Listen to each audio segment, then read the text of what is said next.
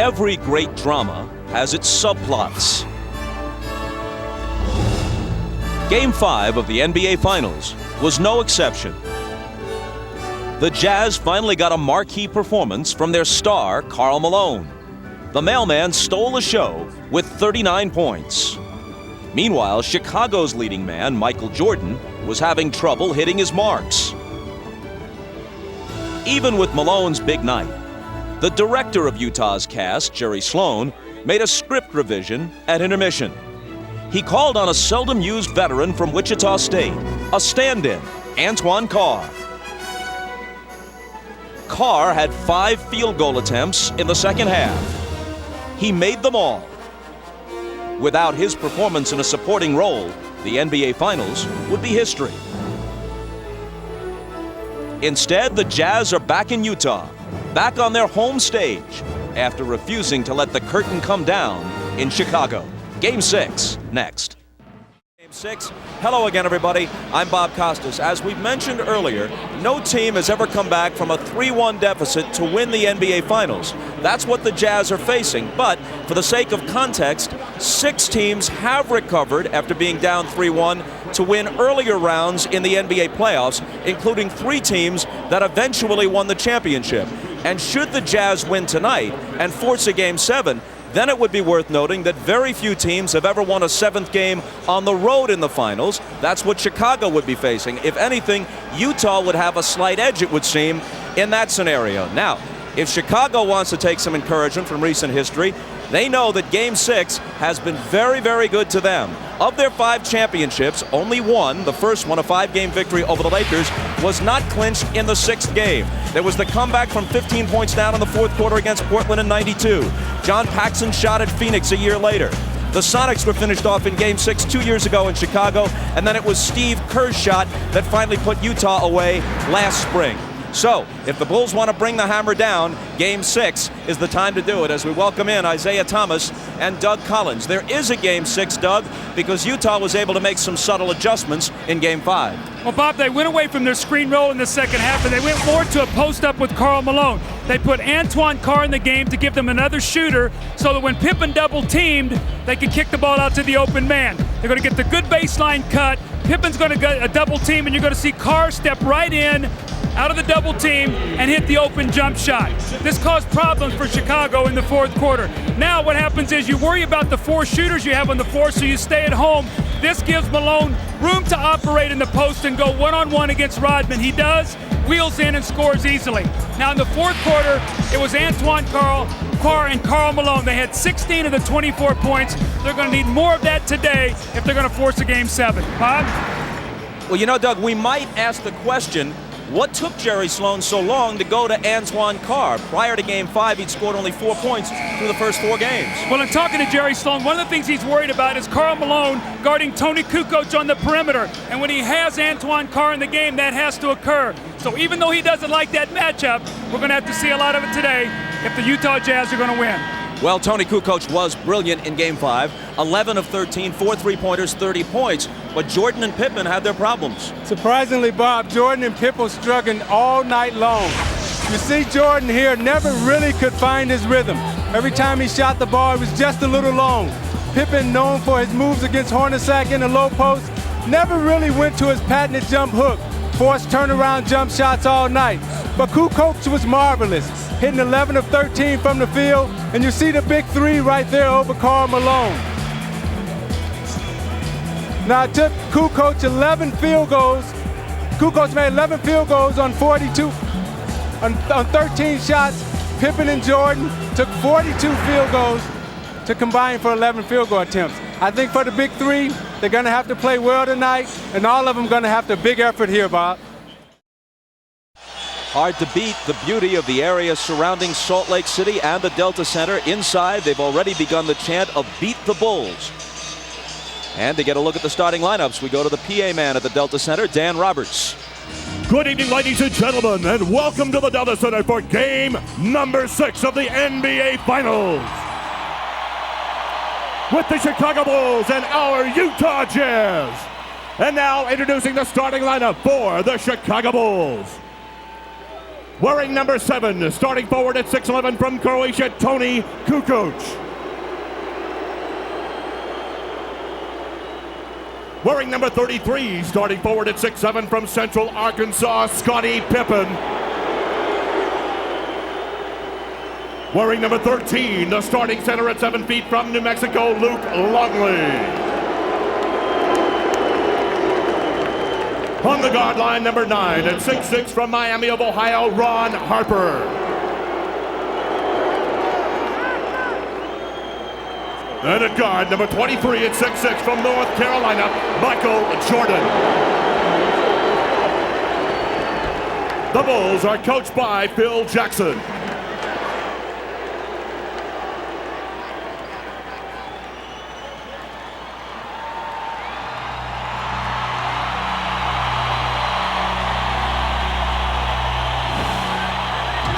Goes out for turnaround jumper. Good. Pistol. Pete Maravich. And the Jazz win their first ever Midwest Division title. Unbelievable.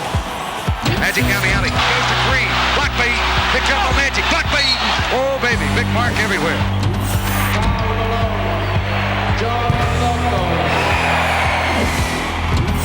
He did it. He did it. A new NBA assist king, John Costas. Congratulations, Karl Malone, 1996-97 NBA Most Valuable Player. John Stockton sends the Utah Jazz to the NBA Finals. And now, ladies and gentlemen, introducing our Utah Jazz. Starting at forward, number 32 at 6'9" from Louisiana Tech, the mailman, Karl Malone. Starting forward, number 3 at 6'7" from Long Beach State, Brian Russell. The starting center, number 31 at 6'9" from Stanford, Adam Keefe. On the guard line, number 12 at 6'1" from Gonzaga, John Stockton. And guard, number 14 at 6'4" from Iowa State, Jeff Hornacek. The Jazz are coached by Jerry Sloan. And as always, pre-tip, we go to Ahmad Rashad. All right, thanks, Bob. The big news on the Bulls is the condition of Scottie Pippen. As was reported earlier in our pregame show, he did take an injection yesterday. He told me he hurt that back in Game 3 and Game 4, irritated a little bit more. Before the game today, he said he had everything he could have done to it. He had electrical stimulation, then he iced it, had ultrasound, had a massage, and then did a lot of stretching and told me that he is a little bit ginger, but nothing could keep him out of a game like this. Let's go down to Jim Gray. All right, thank you very much, Ahmad. One further Bulls note. I just spoke to Ron Harper. He is suffering the effects of the flu. He's very weak. He can't hold any food down. He will start. He will play. Just how long and how effective he doesn't know. As for Howard Isley, I spoke to him. He's still suffering from vertigo. He's telling me before the game he's a little dizzy. He's a little disoriented. He is going to play. Coach Sloan is just going to keep his eye on him. If he cannot go, John Stockton will take his minutes. Finally, I spoke to Karl Malone. Karl Malone told me he's going to the basket early tonight. He's going to be very aggressive early in the game. He wants to get Longley and Rodman into foul trouble. Not many outside shots at all. He finally went on to say, we're down 3-2. I know this sounds crazy. However, I like our position, and I'm confident we can win this series. Bob? Jim, thanks a lot. The officials are Dick Bavetta and Hugh Hollins, who worked Game 3, each of them in Chicago, and Danny Crawford, who worked Game 2 of the finals here at the Delta Center. The Bulls are just 4-4 on the road in the playoffs, and in fact have lost 4 of their last 5 road games against their toughest opponents, the Pacers and the Jazz. Jordan guarded by Russell. Hornacek will open on Pippen. They'll try and post Scottie on him. They go to it right away. Stockton comes over on the double team. Now back to Scottie, and they couldn't recover. Hornacek was left alone with him, and an easy 2 for Scottie. That's going to be the strategy here early. Try to go at Hornacek with Pippen. Michael will do a lot of the ball handling in the first period. Malone against Longley. Has to give it up, and Jordan is the only guy there.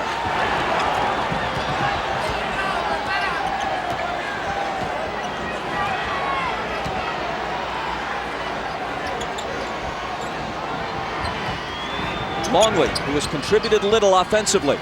and has been abused defensively by Malone. It's Jordan missing his first shot, and Russell takes the rebound. It looks like Scottie Pippen is laboring as he moves up and down the court. Ahmad told you he's suffering from a bad back.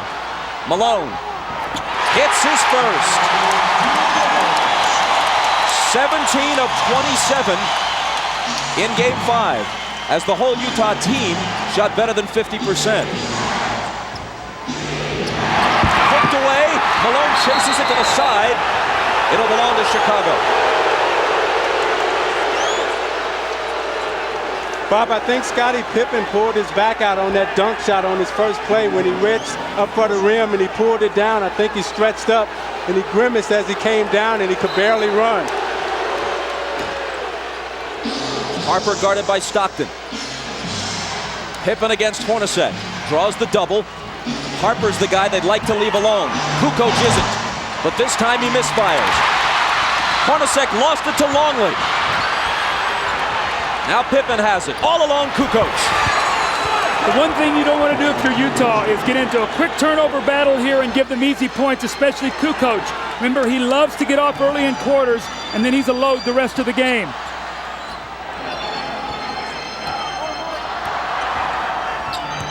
Hornacek from Stockton ties the game at 4. That was a great screen by Karl Malone. Hornacek set Michael Jordan up beautifully, and in a great entry pass by Stockton.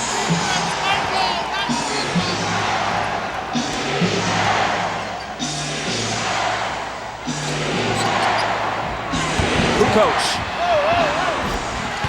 You wonder if the Bulls went to Kukoc enough in Game 5. With Jordan and Pippen struggling, Kukoc was on fire but got only 13 shots.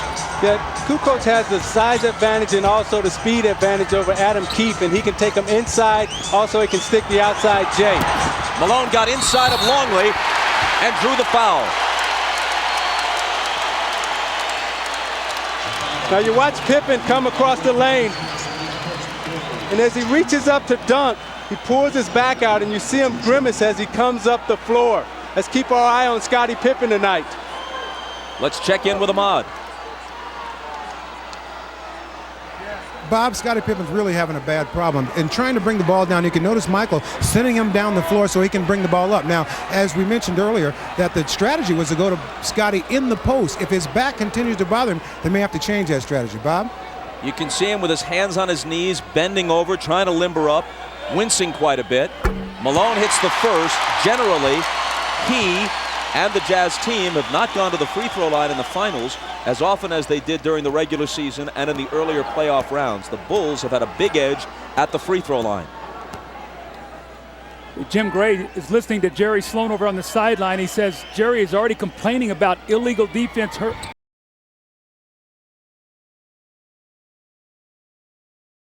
that was something that was big in the United Center. He was able to get the referee's attention. I thought it helped his team. Harper trying to back in on Stockton, and the whistle goes against Utah. It's Stockton's first. See, what Chicago will try to do is put a lot of pressure inside on the post with Harper and Pippen posting up Stockton and Hornacek.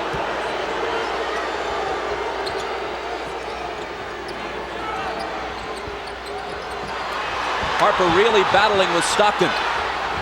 Now he's got it. Tried to bring it back out, and Keefe stole it. Hornacek loses it to Harper. And a whistle as Harper comes stampeding into the lane.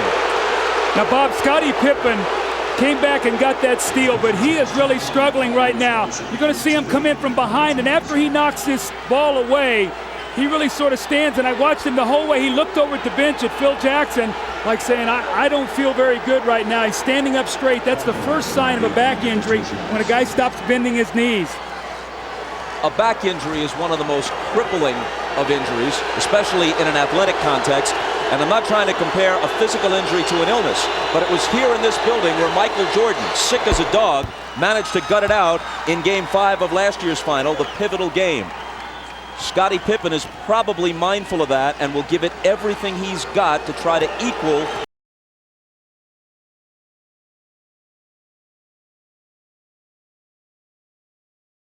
Kukoc, because if Pippen can't score and it's only Michael Jordan, that will be to their advantage. They've got to do a job on Kukoc today.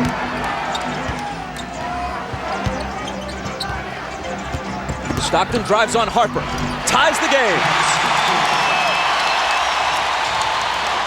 Stockton didn't take a single shot in the fourth quarter of Game 5. His assist totals have generally been high. His shooting percentage is high, but they'd like to see him get a few more shots up toward the rim. 3-second violation against Chicago. So you watch Stockton's aggressiveness. They've given him the baseline this whole series. This time he's able to take Harper to the baseline, get a little space, and finish on the right side of the basket. Hornacek, Jordan up on him. Malone puts it on the floor and is fouled. It was before the shot. It's Longley's second.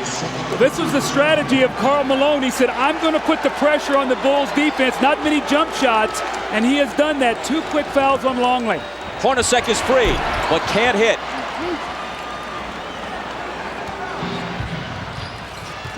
Hornacek is now 18 for 46 in the series. Jordan, there's his first field goal, and the Bulls take a 10-8 lead. If you take away Hornacek's 7 of 11 in Game 3, he's shooting around 30% for the rest of the series. 7 of 11 in Game 2, I should say here. Harper reached in and fouled. Rodman off the bench. Let's see who he replaces. Longley has 2 fouls, and it's Luke who'll go out.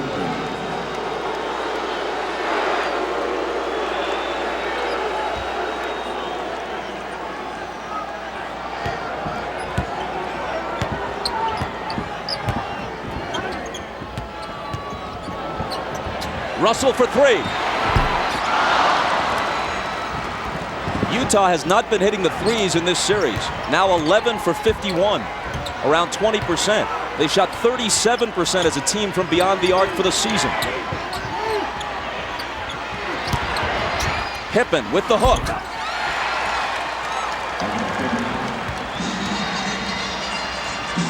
Chicago by 4.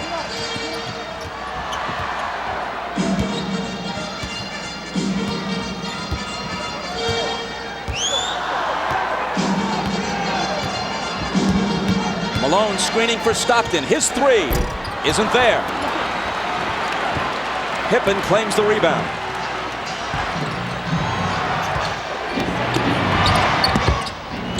Pippen had it knocked away. Hornacek got a hand on it. Stockton takes it, dishes it to Jeff, who misses the driving one-hander. Jordan is wrapped up by Keefe for the Utah foul.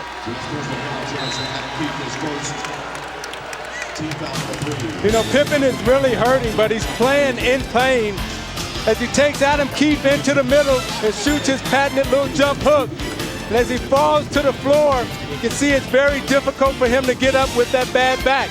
You see him running up the floor, not able to get the type of push and the speed that he normally would have.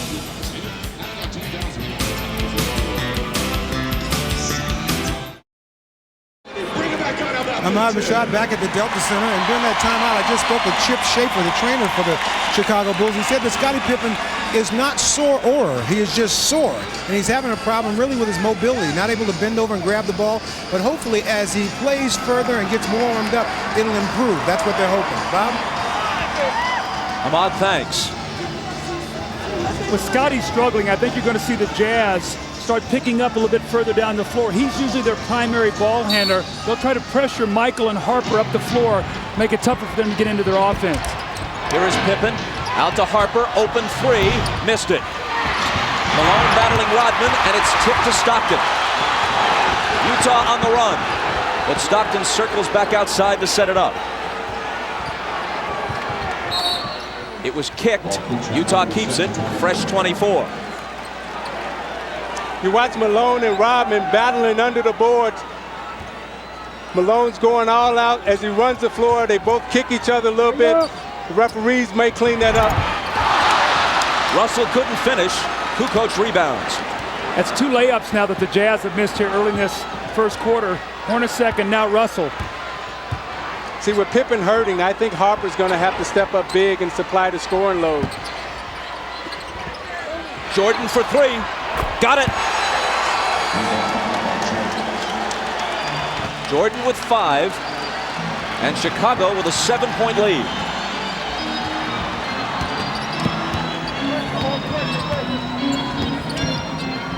Malone on that left block, this time against Rodman. Takes him into the lane. Tries to muscle up, but loses it. Pippen back.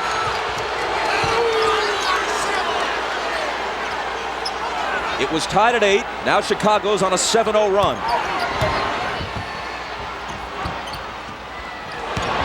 Kukoc underneath to an unguarded Harper, and the Bulls have scored 9 unanswered points. Timeout, Utah. So you watch Karl Malone in the low post. They're not double teaming him. They're letting Rodman play him one-on-one. Consequently, when he goes up to put up the shot, he gets stripped, and it leads to this. Kukoc on the drive, the easy dump to Harper. Harper's going to have to step up big inside for the layup. And you're watching the NBA on NBC. The Bulls lead by 9, but here's the bad news for them. Moments ago, Scottie Pippen, accompanied by trainer Chip Schaefer, leaves the bench and heads for the locker room. With more, here's Ahmad. All right, Bob, I just spoke with Chip, and he told me that Scottie asked out of the game, and he wants to go back in the locker room and try to stretch his back out and try to get it more loose before he tries to come back in. I'll keep an eye on it, and I'll keep you posted. Let's go down to Jim Gray. All right, thanks, Ahmad. Well, during that timeout, Jerry Sloan was about as loud and angry as he has been at his team this entire series. He said, guys, you are standing around. You're not fighting for any position defensively. You're letting the Bulls go wherever they want to go. Quit running around screens. Start running through them. Take a hard foul. Get some fight in you. Bob? Jim, thanks. He goes to his bench. Isley is in, and so too is Antoine Carr. Carr tries to make a move on Kukoc, and there's a foul on Kukoc, his first. Now, Bob, the reason Carr's in the game is because Utah was playing 4-on-5 offensively. With Adam Keefe in the game, Scottie Pippen wasn't going to guard him. Now you've got Kukoc who's going to have to play Antoine Carr, so now it's a 5-on-5 matchup. They've got to take advantage of this with Isley in now for Stockton. Harper right now is on Malone. An illegal defense is called against Chicago. Doug, I think they should have started Antoine Carr. That center position is a revolving door for them with Ostertag and Foster, and it was important for them to get off to a good start. Now they've buried themselves and find themselves in a big hole.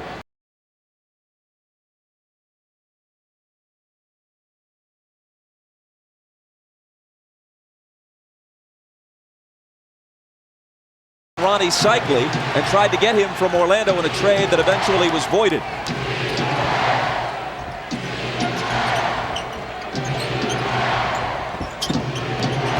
Jordan over Russell. Rebound to Carr, who immediately makes his presence felt.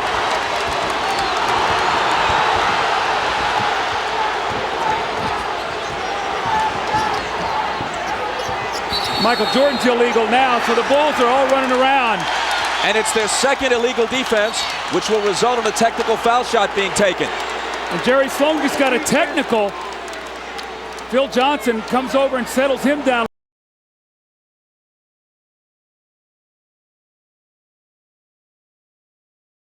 With a technical of his own.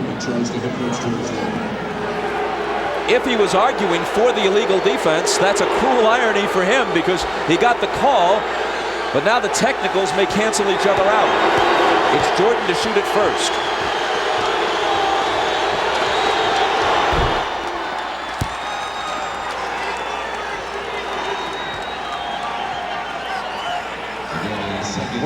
We're told by Jim Gray from the Utah bench that the reason Sloan got his technical was arguing about this. When he was knocked down by Kukoc, there was no foul called, and that's what had Jerry hot.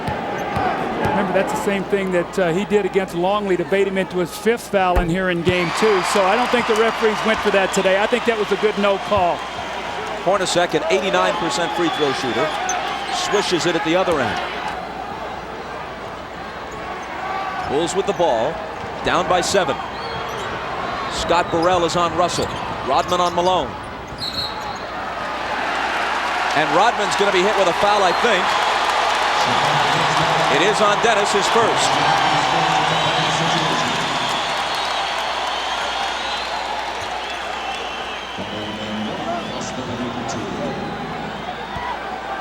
Folks, you can log on to MSNBCSports.com as NBA Showtime extends its coverage to the internet. Check out Bill Walton's game previews, plus click on in-depth video features from NBC Sports. And you can chat with Bill Walton tomorrow at 1 Eastern, 10 a.m. Pacific at MSNBCSports.com. That's a look at today's page. Malone missed the first.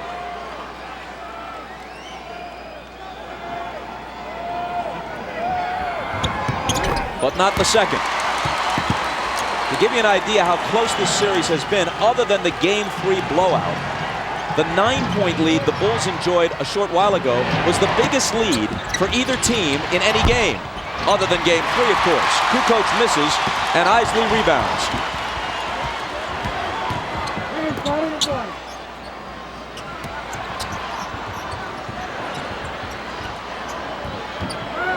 Carr against Kukoc. Jumper over him is good. So they've got to go to that matchup. There's no way Tony Kukoc can play him. He's too powerful down there. And Chicago wants to talk it over. Their 9-point lead has been cut to 4 with 2:58 to play in the first. Antoine Carr is a much-needed force here. They've got to have 5 guys on the floor that can shoot the basketball to keep Chicago honest on defense. Antoine Carr with the little bang, he gets the space and makes the open jump shot. You're watching the NBA on NBC.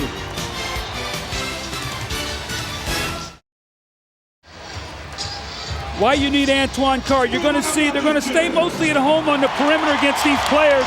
All he has to do is take his time. Kukoc is not going to block his shot. Bump him a little bit and use his power down there. Now, the one thing he has to be concerned about is Kukoc loves to play defense from behind, so he can't be careless with the ball where Tony can come from behind him, Bob, and slap that thing away.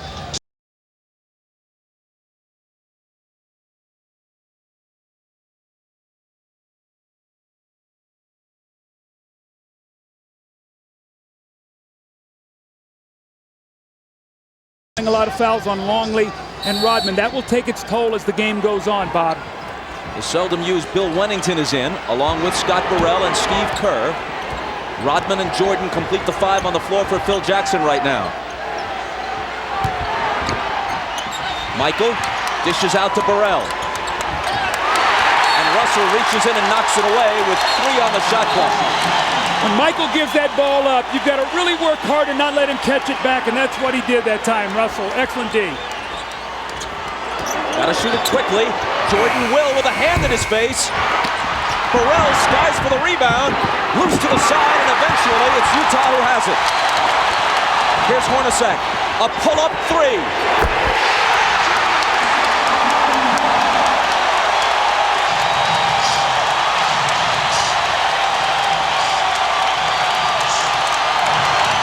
It's hard to imagine Utah winning the next 2 games and taking the title unless Hornacek hits shots like that, which outside of Game 2 in this series, he hasn't been doing.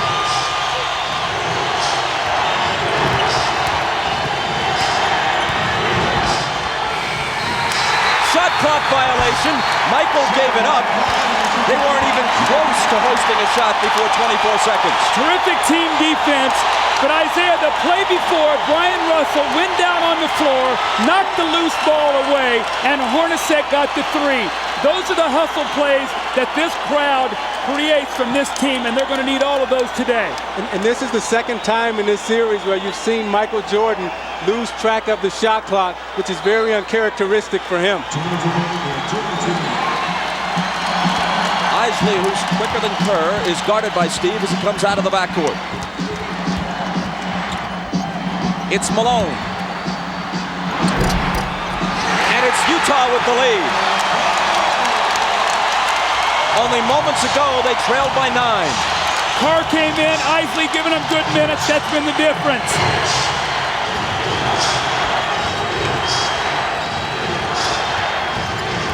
Jordan.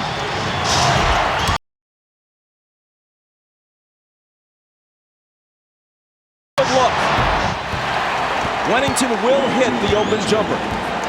Offensive rebounds were such a key here. When the Bulls won game 2, they did not shoot well, but they got 18 offensive rebounds. Moving down toward a minute to play in the first. Chicago by 1. And a whistle from Dick Bavetta. Another illegal defense. That's on Michael Jordan. He got 2 zones below his man. Hornacek stayed out behind the three-point line. Michael dropped down 2 areas, and he was spotted. Now, it helps that Jerry Sloan is sitting there in the referee's ear, helping him see Michael Jordan.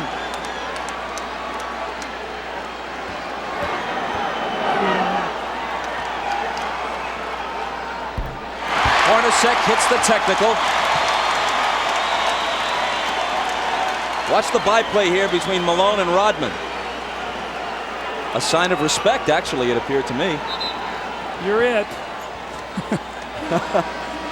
Chris Morris comes off the bench, making his first appearance for Utah.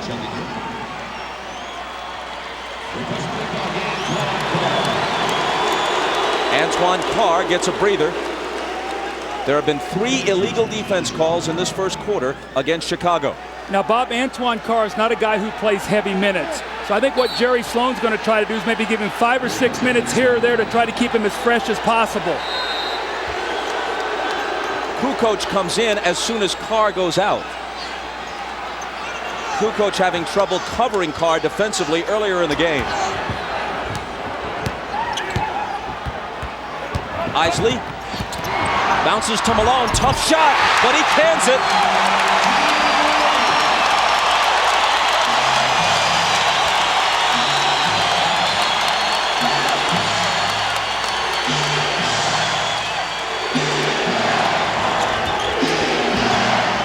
Jordan over Russell. Tied at 22 with half a minute to play in the period.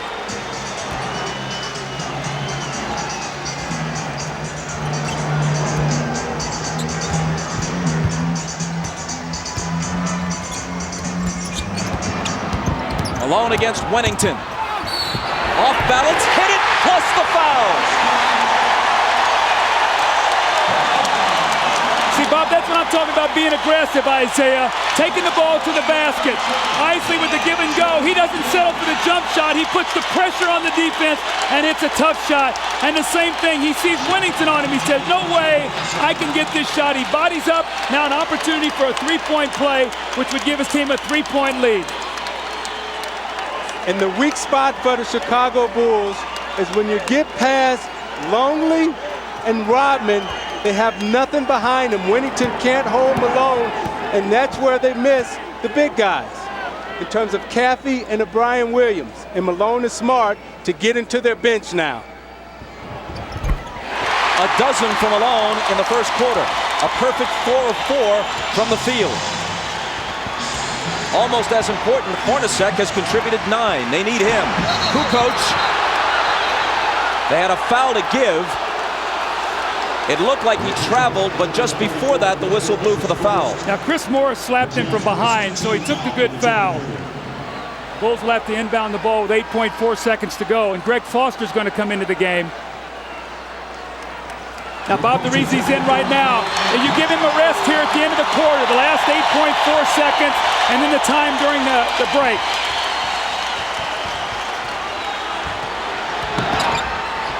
Jordan, double teamed, forces up the quarter's final shot and misses it.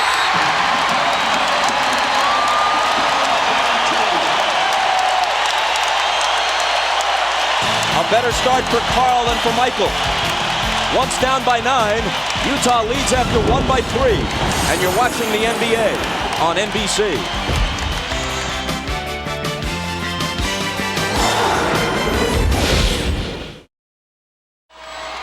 Ahmad Rashad back at the Delta Center, and early on, Scottie Pippen re-injured his back on that dunk shot that he had just at the beginning of the game. He has been in the locker room for the past 5 or 6 minutes trying to stretch that back out. He has both doctors in there. They're just trying to see what they can do to get him ready to play. And if anything else happens, I will be here to report it to you. Bob? Ahmad, thanks a lot. Guys, as we begin the second quarter with Utah up by 3, something significant. They were able to make a run and turn this game around a bit. with Howard Isley on the floor rather than John Stockton, and Isley did not play well for them in Chicago, so much so that Jerry Sloan barely used him with the game in doubt on Friday night. Well, they went on a 17-5 run with Stockton sitting down, but also a key, they brought Antoine Carr in for Keefe, so they got another offensive player in there, Bob. That was real critical for them. As Jim Gray reported before the game, Isley has been suffering from vertigo. Apparently not dizzied by the heights of Game 6 tonight. Shandon Anderson with a nice move. Every time Anderson comes in, they immediately go into post against either Burrell or Buechler. Jordan opens the second quarter on the bench, which is usually the way Phil Jackson plays it. Whistle away from the ball from Hugh Hollins. Again, Isaiah, Shandon Anderson in the post, and he just backs Scott Burrell down. Nobody helps him out. And that's a big weapon for them coming off the bench. And Doug, the danger is when you don't finish your job at home, Scottie Pippen comes on the road, he gets hurt. I remember when we were in the finals playing against the Los Angeles Lakers, and I got injured in the Game 6, sprained my ankle, turned the whole series around, and that's what may happen here. Anderson picked up the foul a moment ago, and then it's Foster following him. Two quick Utah personals here in the first minute of the second quarter. Knocked away from Wennington, ball loose, chased down by Foster. But then he loses it. An unforced error, to use tennis terminology. There were two white shirts there. See, Bob, the difference right now is when you're resting Michael Jordan. With Pippen hurt, he's not out there with the anchor of that second team. Now you've got a team out there who's going to run the show. Who's going to be the guy to make sure that they run their offense and get the shots that they want. So this really hurts with Scottie Pippen being out of the lineup right now because you have to rest Michael Jordan at some point. Kukoc is the only starter for either team on the floor right now.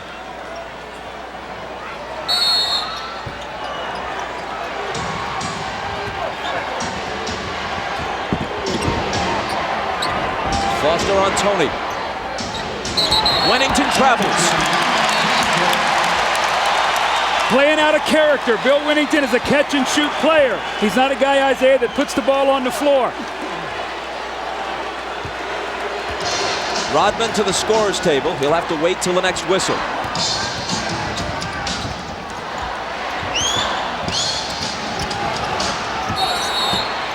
Which comes almost right away. Another illegal defense against Chicago, the fourth. Now see, the reason that's illegal is Chris Morris is out above the three-point line. Judd Buechler can be no lower than the foul line. When he drops below that foul line, he's automatically illegal.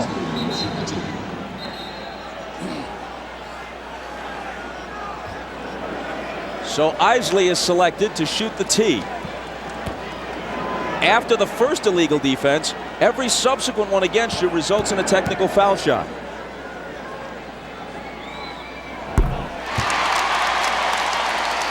See, Chris Morris is going to be out above the free. Look where Buechler is. He's illegal right now. So that's the call, and that's why they get the free throw. Utah by 6. Foster on the move. And throws it away. Two atrocious turnovers by Foster on consecutive possessions. Trying to do too much. Keep the game simple. You'll get minutes on the floor. Kukoc. Chris Morris pulls in the rebound. Carr from Isley. Missed it off the glass.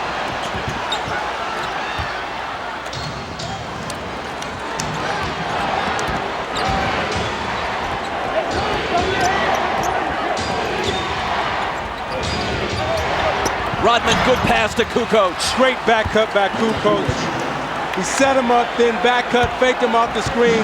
Great pass by Rodman. Great look by Kukoc. See, Isaiah, though, Foster's got to push him over the top. That's what they did in the game 5, and Tony got 7 points to start the game.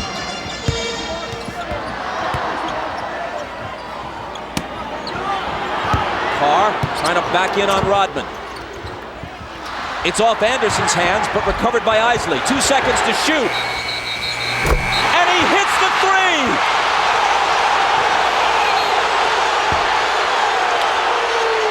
Are they calling the shot clock violation? Let's see. Dick Pavetta says yes.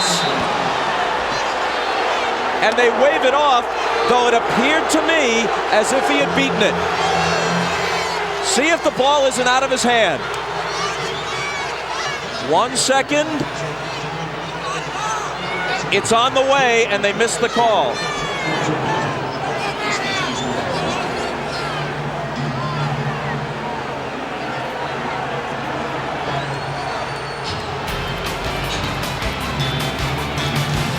Timeout with Utah's lead, still only 4.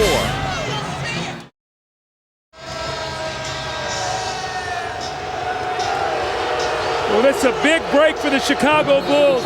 Howard Isley lets this shot go. He gets it out of his hands, and you're going to see here, look, the shot clock actually should be at 1 here, but the ball is off. Right there, you see it. The ball is in the air at 1. That should have counted. That's a big turnaround, and the Bulls get a big break there. Instead of up 7 Utah, now it's only a 4-point game.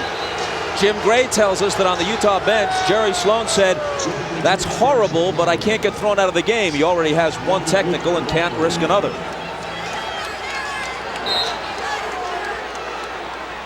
We have a further report on Scottie Pippen. Here's Ahmad. All right, Bob, I just found out that they're working on Scottie Pippen in the back, and I've been told that Scottie says he's telling the medical staff that he is not able to play. So that could be the end of it for Scottie tonight. Bob? Judd Bushler, who may get more minutes as a result, hits the shot from the side. Michael Jordan is also back in after resting about 2.5 minutes at the outset of the second quarter. Now, if you remember, Bushler came in and gave Chicago big minutes in that Indiana series. He's going to need to do that again here tonight with no Pippen. Malone around Rodman to the hoop and missed it. Out of bounds, off Utah. See, Luke Longley was just big there around the basket, and he forced Malone into a miss. Carl tried to get contact to get the foul, and it caused him to miss the layup, but Longley stood strong that time. Utah does not have a single offensive rebound in this game. In Game 5, they had better success on the offensive glass than at any other time in the series. Contact between Anderson and Kerr. Offensive foul on Chicago. See, teams really complain a lot about this because this is a pet play by Chicago. They make this little inside reverse pivot. Watch Kerr as the man goes by, and he bumps him off on the turn. That's a good call. I know in coaching against Chicago, I used to always warn the officials on that play because if you're going to let him turn, it's a very difficult play to guard, see? It's like the 49ers linemen used to do with that whiplash play where they kick their feet out and throw the defenders off balance. Now it's Bushler who's nailed with a personal. Isley has just gone out. Stockton back in at point guard. Brian Russell has also returned to Utah's lineup. That's Russell with the ball.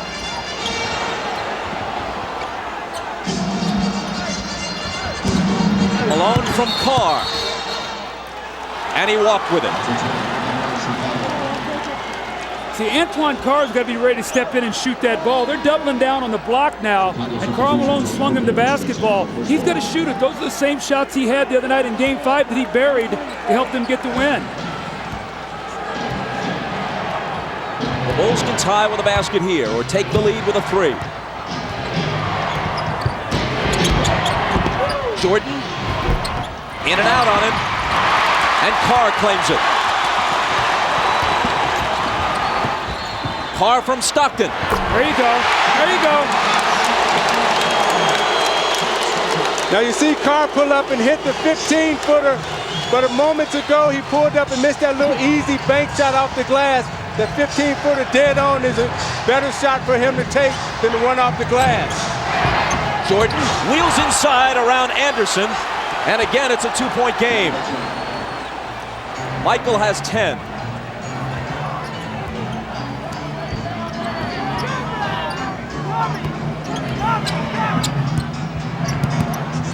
Malone in traffic, got his own and put it back in. That's that first offensive rebound that you talked about. Malone get it and got 2 points. Malone feels very confident against Longley and Rodman right now. He feels that he can get anything that he wants underneath.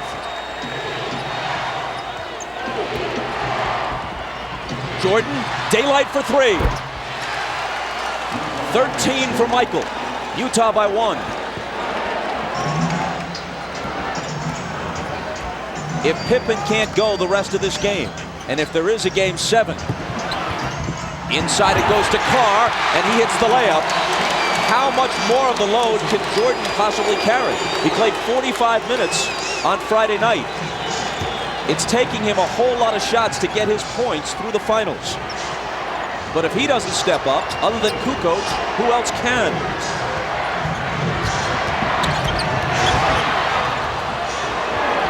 Here is Tony.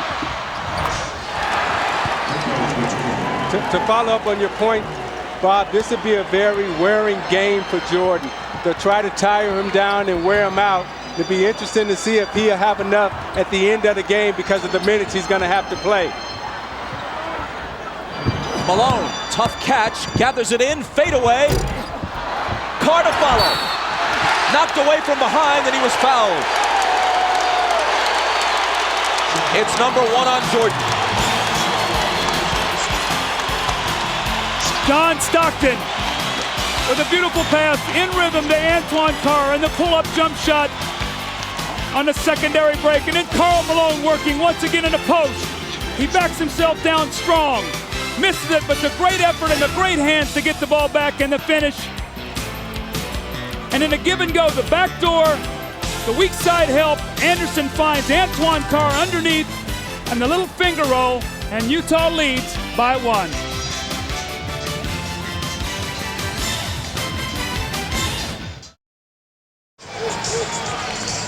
Ahmad Rashad back at the Delta Center. Now an update on Scottie Pippen. The time that he was doing the stretching, trying to see if he could come back and play, he was in the officials' dressing room trying to get the stretching. He has now moved from that locker room to his own locker room, but the word is that he's still unable to play. Bob? Ahmad, thanks a lot. What was the most important regular season game of the year? Undoubtedly the one at midseason here at the Delta Center, where Utah trailed the Bulls by 24 points early, 41-17, and rallied to win. Changed the outcome of that one game. And this series would have opened and ended if a 6th and 7th were required in Chicago rather than in Salt Lake City. It was that win that gave Utah home court and gives them a Game 7 if one is necessary here at the Delta Center rather than on the road. And do the Bulls face the remainder of this game and a possible 7th game either without Scottie Pippen or with a weakened Scottie Pippen? See, with the Bulls depleted right now, the Jazz must keep the pace of this game up. They've got to use their superior depth and just keep trying to wear Michael Jordan down. Jordan into the lane. Tough shot. He was fouled. He'll come to the line with a chance to tie it.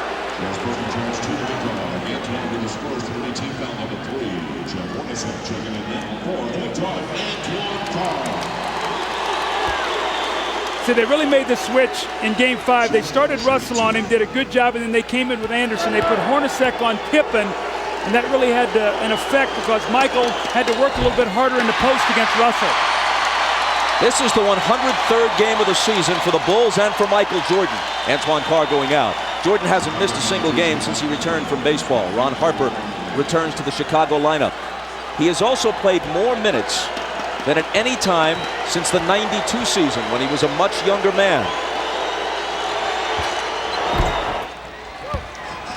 And now with Pippen ailing, he'll be asked to do even more if that's possible.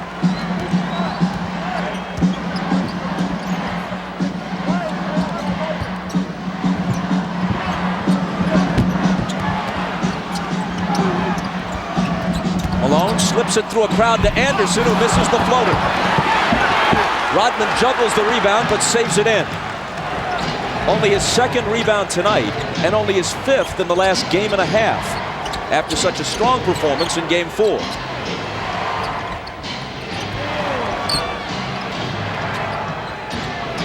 Michael springs free and takes the lob from Kukoc. Great roll off for Russell. Faked up and spent off him. Kukoc put it right there for the easy lay-in for Jordan. I'm noticing, Doug, every time Malone gets it on the low post now, they're coming to double team, trying to keep Rodman out of foul trouble. Hornacek returns it to Malone. Now has it back in a crowd and misses. Anderson flies in, can't hit the tip. Malone another try, and there it is for Utah. You see, Rodman didn't even try to contest that shot underneath. Don't want to get in foul trouble, so Malone's going to have his way down there. Just have to be careful and take his time and not draw offensive foul. Riding the seesaw, now it's Utah's turn to lead. Stockton knocked it away, Chicago ball.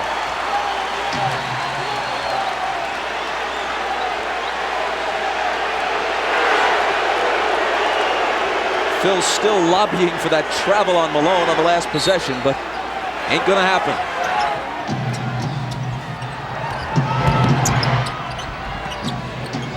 Michael, head fake, he traveled.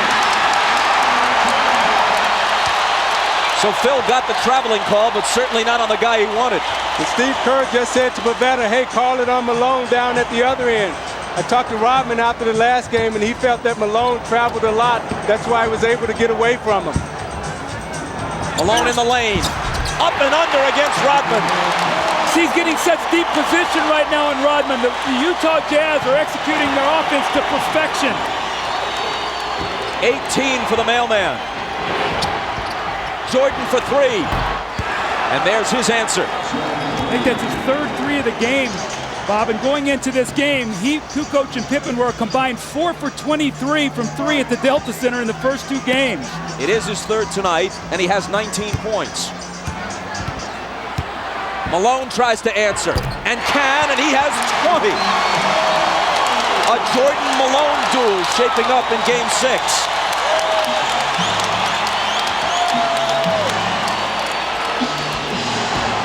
Kukoc on the run. He's in double figures now with 10.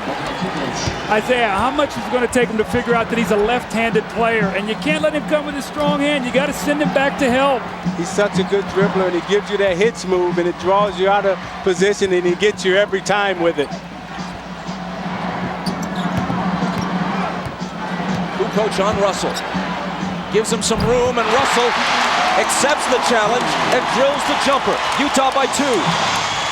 You got to make Tony Kukoc play defense, and that's what Brian Russell did on that possession.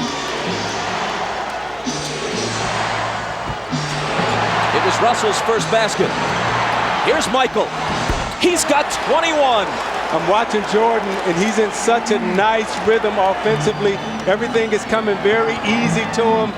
And right now they have to be really careful because this looks like this could be a 40-point game from him. Tied at 43. Shaping up as a higher scoring game than we've generally had in this series. It's Hornacek.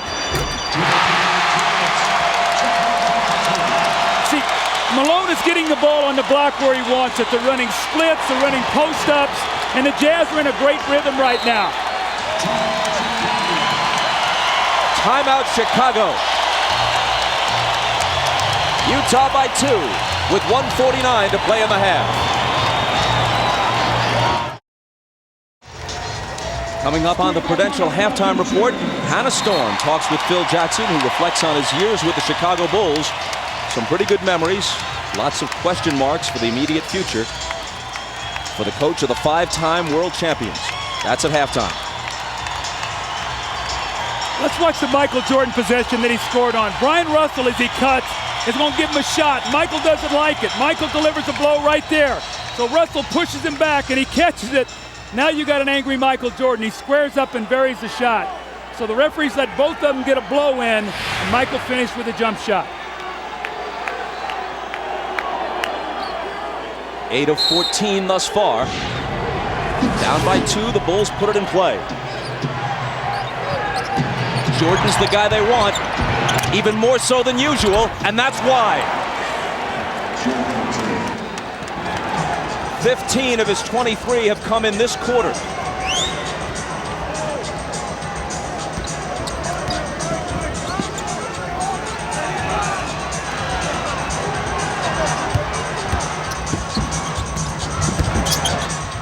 Hornacek off the back iron. After the missed 3, Chicago comes back, looking to take the lead. Russell trying to contend with Michael. Finally, he misses one. Anderson tries to save it, but was on the line.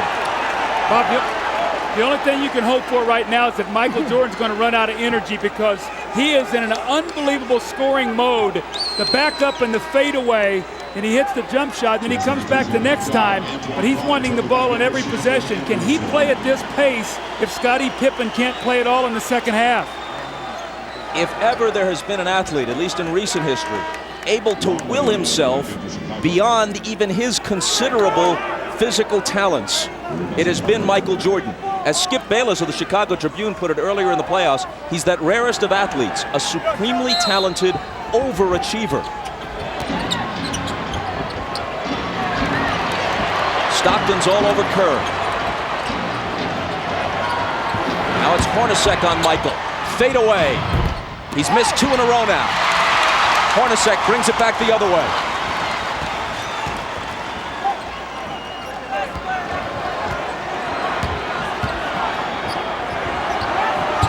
Stockton from Malone. Beautiful slip on that play. Stockton went across like he was going to set the screen on Longley. Michael relaxed just a moment. He slipped it. The give and go, Isaiah. That was a beautiful play. And Doug, now that Malone has really taken advantage of Chicago inside, now the perimeter will free up. Now they have to pay attention to Malone. Now Stockton and Hornacek will be able to step up and play and get involved. They were just putting a couple of seconds back onto the clock.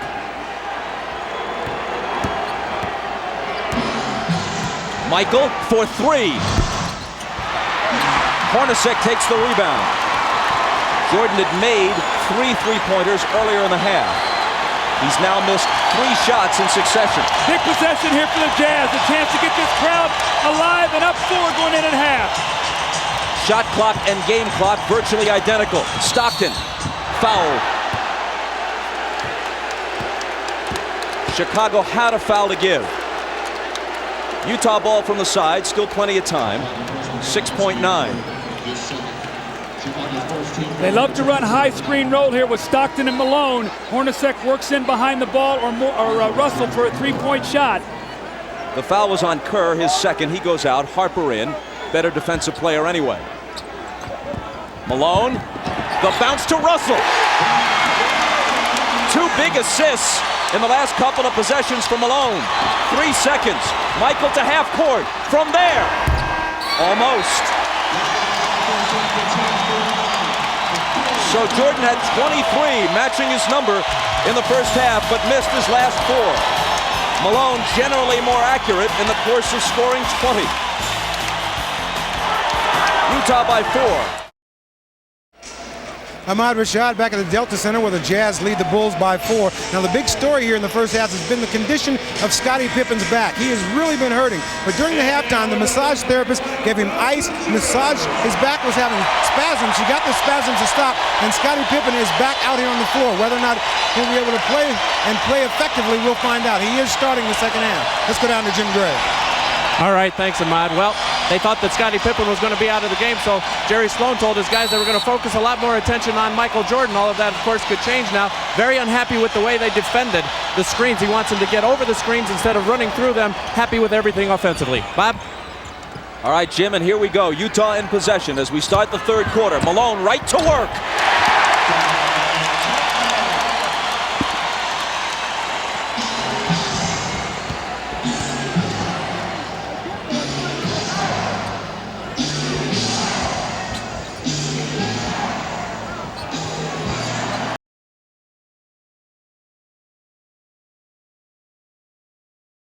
Out. Hornacek with rebound position. Utah in front by 6.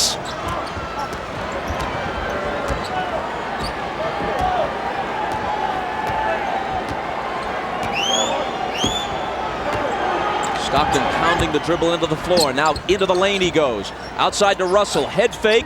Now Stockton. Air ball grabbed by Keith.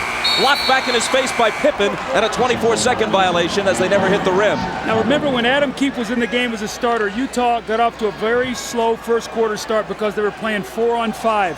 So if that starts to occur, Jerry Sloan might have to go to his bench. Adam Keefe has got to be an offensive rebounder. He's got to be aggressive. 4 of the first 5 games were very close and very exciting. But through the first half, this is actually the best played game, the best pace and rhythm of any of the games of the series. Longley out to Scottie with 5 seconds to shoot. It'll be Kukoc. He has 12. Now Scotty's back out on the floor, but he's still moving very gingerly.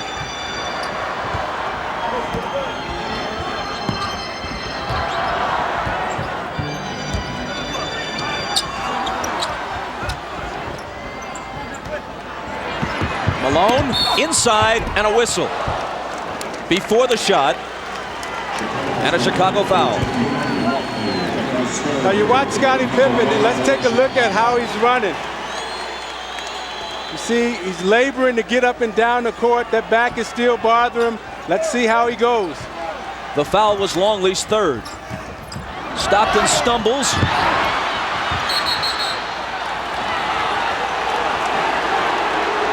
And on the steal, Chicago recovers the ball and asks for timeout.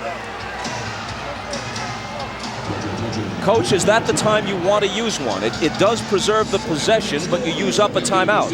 Well, Phil has the option here to take a 20 if he wants it, so it looks like he wants to save his 20, use the timeout now. Harper with a great hustle play. You're going to see him roll over and get the timeout before Utah can force the jump ball.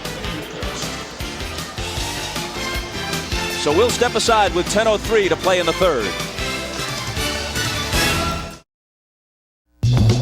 Miller Genuine Draft presents even more basketball.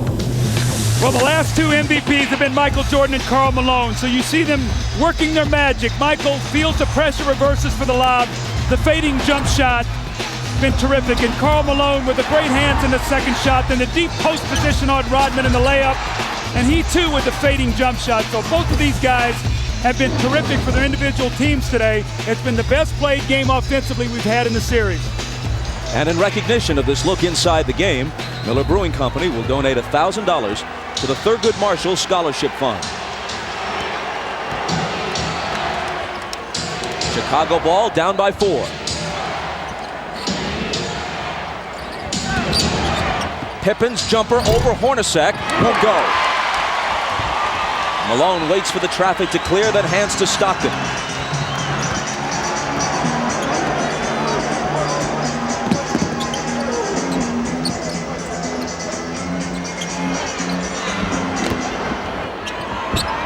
Malone against Longley. And a foul, and if it's Longley, it's his fourth. He's just not quick enough, Isaiah, to get up and body him, because when he makes the first quick step, Luke can't slide over and get in front of him. He sticks his knee out. Now, this is twice in this quarter. Malone has gotten a layup the first possession, and now he's gotten 2 fouls. He bodies up against him, he sticks the left knee out, and Malone goes right to the basket to get the contact. Longley's got to be a little smarter down there. He's giving Malone no resistance, Doug. I'm watching him as he's moving around. He's not even trying to guard him. Just poor defense by Longley. And great offense by Malone. He sits, Rodman enters. Russell for 3. Malone in between 2 red shirts, pulls it down, and now he and Rodman all tangled up. And it's Malone's turn to laugh and taunt a bit.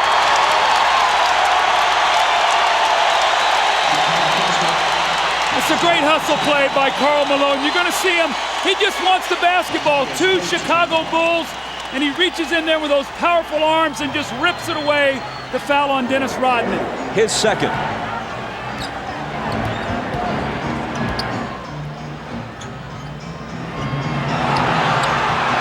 Hornacek into the lane. Knocked away from him, but another Chicago foul. It's the Bulls' 4th foul, barely more than 3 minutes into the period. Utah doesn't have one yet. Michael hit with his second. This summer, NBC gives you double Frasier's every week.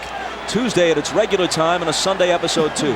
Must-see comedy with Frasier Tuesday and Sunday all summer on NBC. See, it's so important for Karl Malone to attack the defense, Isaiah, so even though he doesn't shoot free throws, he gets them in foul trouble. Now 4 team fouls. So from here on in, the next foul that the Bulls commit, Utah will shoot free throws. That could be very vital for them scoring here in this third period. Doug, I love the way Karl Malone is playing right now. I mean, he's doing everything for the Utah Jazz.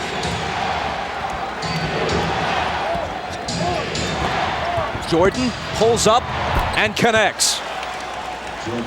25 for MJ. See, Jerry Sloan is very upset. Adam Keefe did not show out on that screen. Michael came off there not with the idea of passing. He knew his team needed 2 points.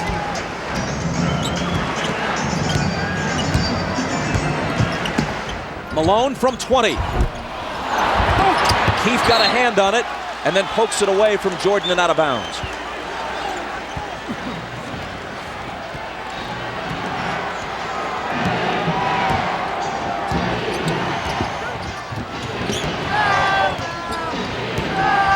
Pippen is on the floor, but not with his usual ball handling responsibilities. This is Scotty out high, immediately returns it to Harper. A little jump hook is good.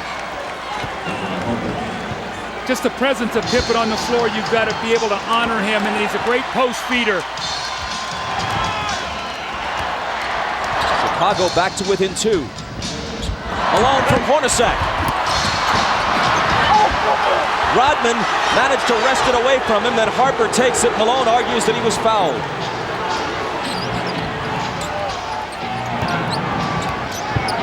It's Kukoc dealing it out to Rodman. Harper trying to tie the game, but hold on, says Danny Crawford. Foul on Stockton is second. Now Malone got great post position here. He's got to finish this play. He leaves it short on the rim, and then the second effort, he thought he got fouled on the wrist there, and he did get fouled, so he should be upset on that play.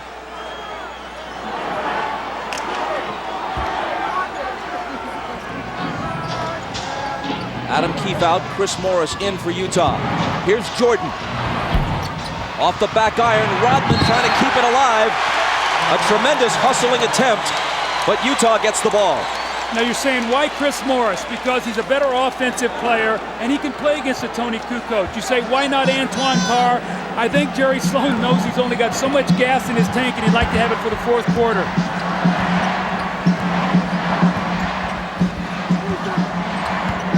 Malone had it go through his hands, and Rodman takes it. I don't know, Doug. If I'm Jerry Sloan, I put Antoine Carr in the game. I don't mess around. I don't mess around with Chris Morris. Kukoc can't tie it. Malone clears it.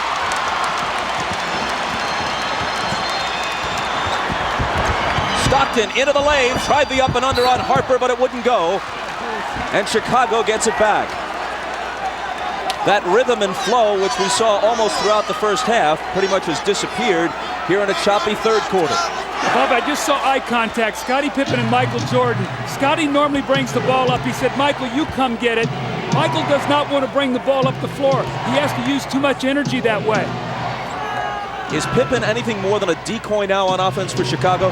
He's the initiator of the offense. That's all he can do, is be a post feeder and be a presence out there, just so that they have to honor him. 4 seconds to shoot. Jordan missed it just before the shot clock sounds. Rodman battling like crazy, but can't quite hold on to it. Hornacek, he and Malone, Rodman and Malone, and Rodman just trips Malone up. They got to call a flagrant here. They've got to call a flagrant. It's the third on Rodman. He and Karl Malone, regrettably, are scheduled to wrestle in one of those bogus events next month. Why Malone wants to lower himself to that is anyone's guess. And Rodman apparently wants to start the wrestling now. I tell you what, I love what I'm seeing, the battle between these two guys. They're fighting, giving it everything they got. Both of them are trying to push and shove and gain position. Karl Malone gives him a little knock. But at the end of the play, what I like the most is Malone and Rodman both gave each other a pat on the butt and said, hey, that's the way we play. That's the way we like to play. Was a flagrant called for there? What do you think? I don't think that's a flagrant foul. The officials looked at the play, and they knew both of them were bumping and shoving. I think that's just good, hard-nosed basketball. We'll be back.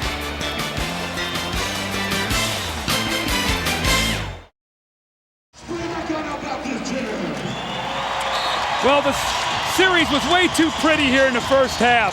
Now they're getting down to the basketball we've seen. Rodman and Malone go down. That's one. Here they go, two. Finally, the third time the foul is called, and I think it was a good no call. that it wasn't a flagrant because I think both guys were wrestling. And now watch Michael Jordan give Brian Russell a shot, and then Russell gives Michael a little pushback. So all of a sudden, temper's starting to flare here, little Bob, as we get down to the Game 6 here in the fourth quarter. Rodman very ineffective thus far. Just lost the best out of 3 falls to Malone. And after I watched the whole replay, I'd agree with you guys that a flagrant wasn't called for because Malone had thrown that elbow up around the chin just before Rodman tripped him at the end of the whole wrestling sequence. So probably best just to call the foul on Rodman and leave it at that. And Bob, that's Dennis Rodman's way of trying to get in Karl Malone's head. However, Karl Malone is smart enough as a basketball player that he's not going to let that throw him out of his rhythm. We saw where Dennis Rodman would get Alonzo Mourning out of his rhythm or some of the other guys. Malone understands Dennis Rodman, and he's not going to let that stack bother him.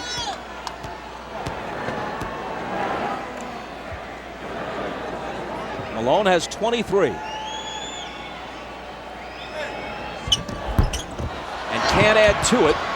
Kukoc takes it down. Chicago trails by 3 as we move inside 6 minutes to play in the third.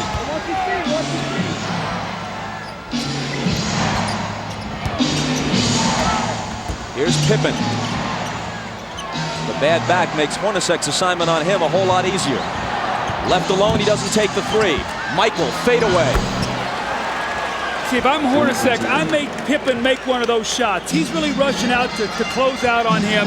He's got to show me he can shoot that ball before I'm too concerned with him. I got to be more worried about Michael Jordan. Jordan has 27 to Malone's 23. Here's Malone again. He was fouled. The basket would have counted, but it wouldn't stay down. It's on Pippen his first. Now you watch Michael Jordan on the repost, takes a quick bounce, the reverse spin, fakes Russell out and shoots a nice fadeaway tape. But I agree with you, Doug. I would make Scottie Pippen make one of those three-point shots before I leave Michael Jordan alone in the low post.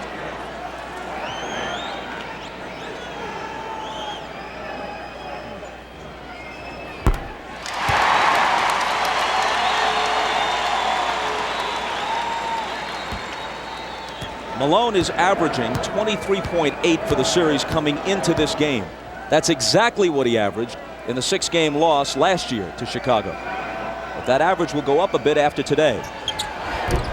Makes them both.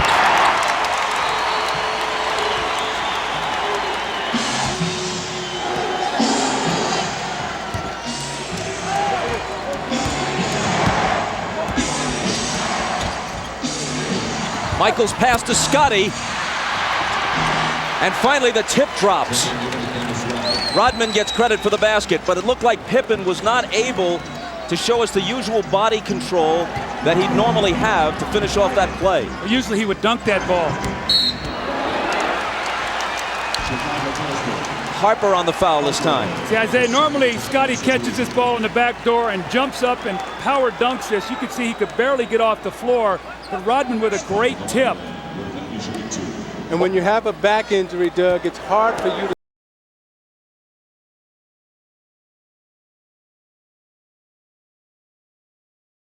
on Dateline Sunday, a tornado rips through the Midwest. And the program also has survivor stories from Mount Rainier. That's Dateline tonight after the game. It's at 10 o'clock for those of you on the West Coast. Harper grabs the rebound as Stockton makes one of 2. Utah by 2.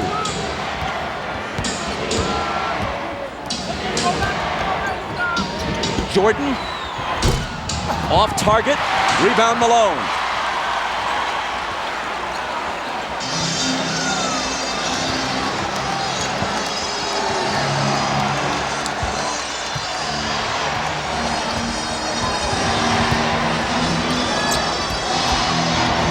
Hornacek driving on Jordan, knocked away from him, still Utah ball. 4 on the shot clock. When Malone grabbed that last rebound, it was noticeable that Rodman backed away. He's already got 3 fouls, speaking of Dennis, and with Longley on the bench with 4 fouls and pretty much ineffective throughout the series when he has been in there, Rodman's got to be very careful. Knocked out, 3 on the shot clock. Howard Isley back on the floor now. Stockton getting a breather with 4:15 to play in the third. Pippen got a hand on it.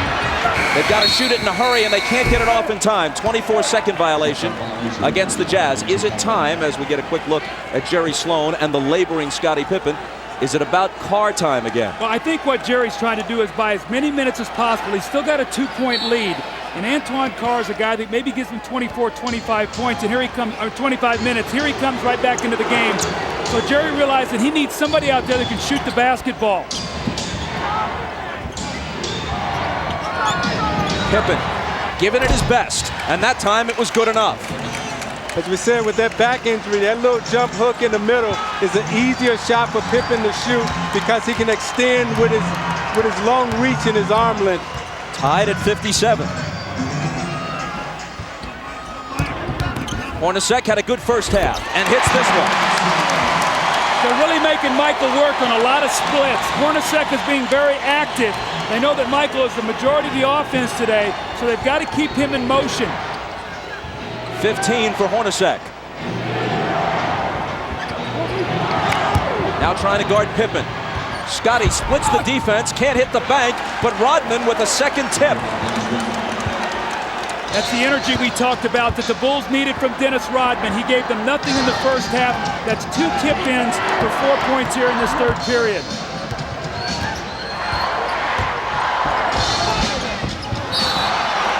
A whistle from Danny Crawford, a Chicago foul. It's on Pippen, and it's his second. You watch Pippen in the low post.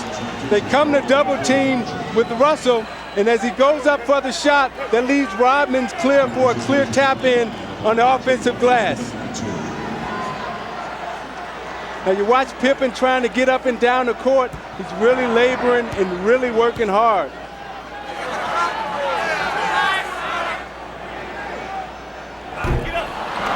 Scottie has come out.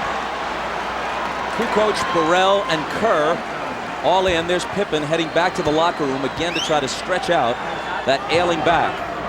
Russell missed the first, but connects on the second. Utah by 1. Well, the only thing that's saving Utah in this quarter to keep them in the lead is the free throw line. Those early fouls have hurt Chicago, and Utah's taking advantage of it. Kukoc knocked away, and there's a Utah foul. It's just their second of the period. Doug, I've watched Jordan the last 4 plays, and he's picking his spots to get some rest out on the court. He's not playing Hornacek as tough because I think he knows that at the end of the game, he's going to have a lot of energy.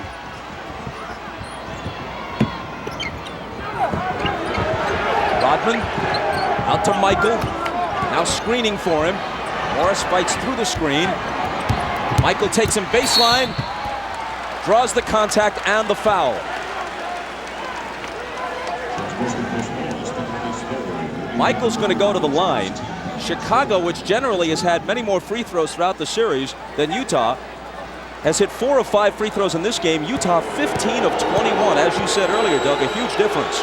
Well, Chicago's done a good job now in this quarter of disrupting Utah's offense. It's not flowing as easily as it was. They took the fouls. They've got him on the free throw line, but you're not seeing the same open looks. I think with Rodman being out there, he really helped disrupt Malone's timing. Now Longley's back in the game, so we'll see if they're able to attack him either with Carr or Karl Malone.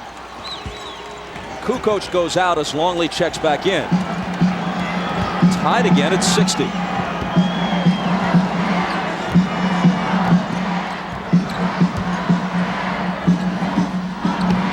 Malone left block.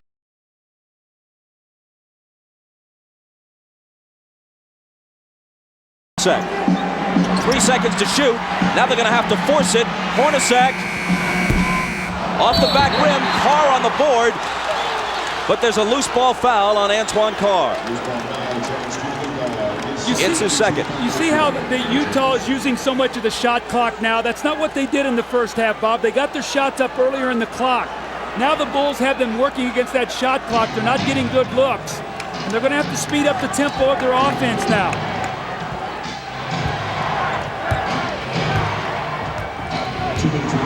Jordan on the move against Morris. Double pumps. Misses the scoop. Malone will clear it. Inside 2 minutes to play in the period.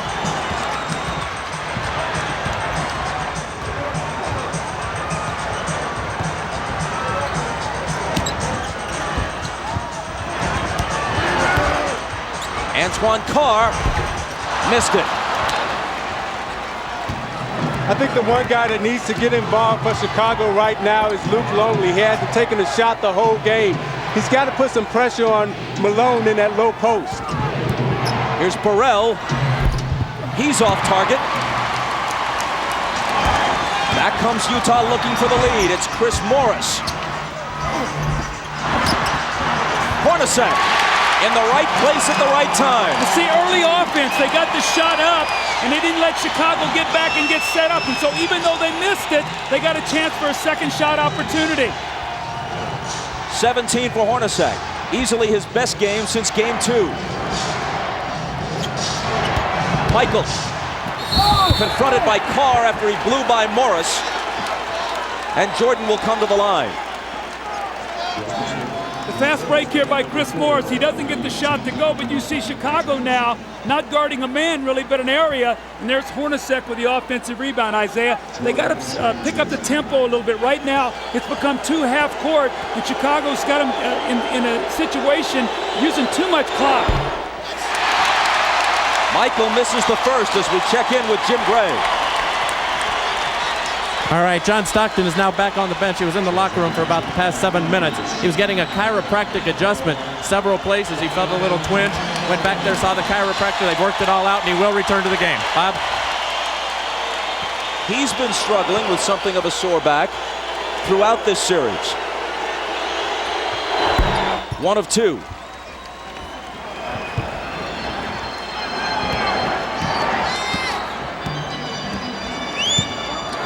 Utah by 1 and with the ball. Isley hands it to Carr.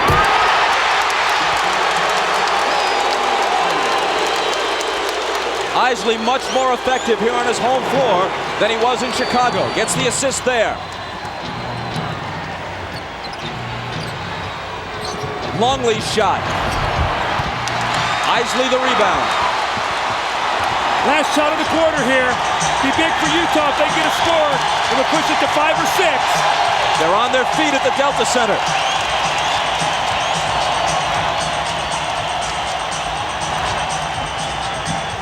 Kerr on Isley. Around Keith's screen. Now he gets it back. And hits just before the buzzer.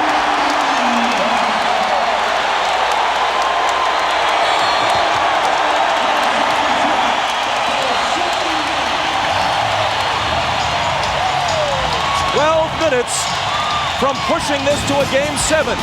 Utah leads by 5.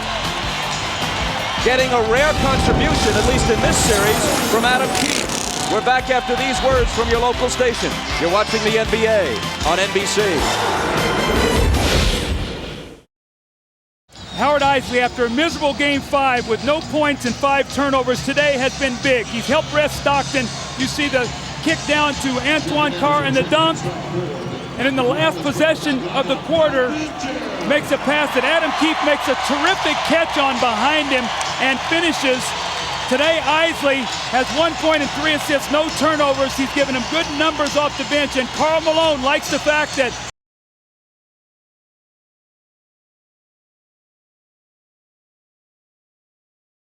he's 10 of 24. At one time, he was 9 of 15. That means he's just 1 of his last 9. He's played 34 of the 36 minutes so far after playing 45 of 48 on Friday night. Remember, in the fourth quarter Friday, he was just 1 of 7 from the floor.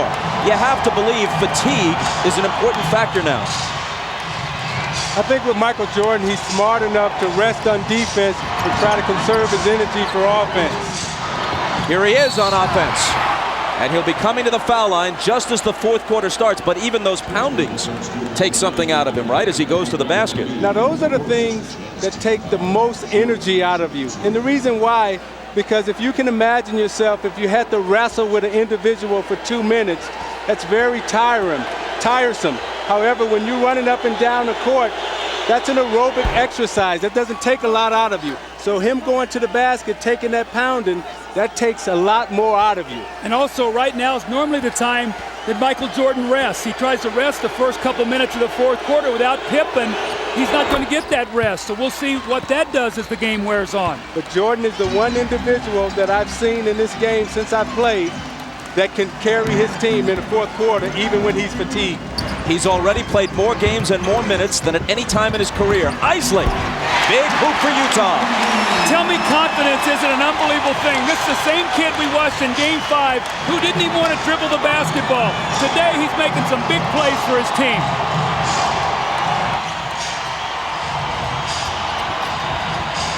Jordan against Anderson. He's still Michael Jordan. Whatever he has lost, through fatigue, through age, through whatever, has only brought him somewhat back to the field. He still leads the field. Morris out of the corner. Rodman with board position on Antoine Carr.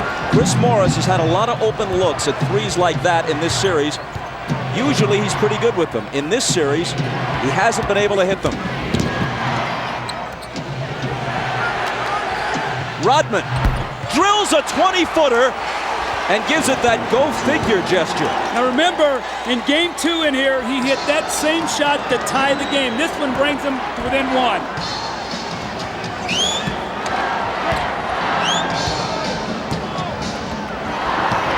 Isley returns it to Keefe on the screen roll, and he blows the dunk. He argues that he was fouled, but he should have finished it anyway. Now Keefe heads for the bench, and Malone comes back.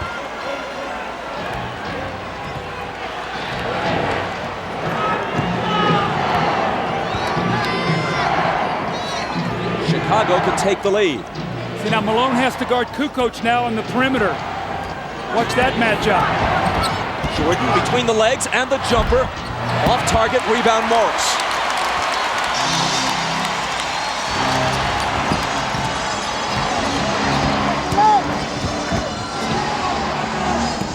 Malone hands it back to Morris, who converts on the reverse.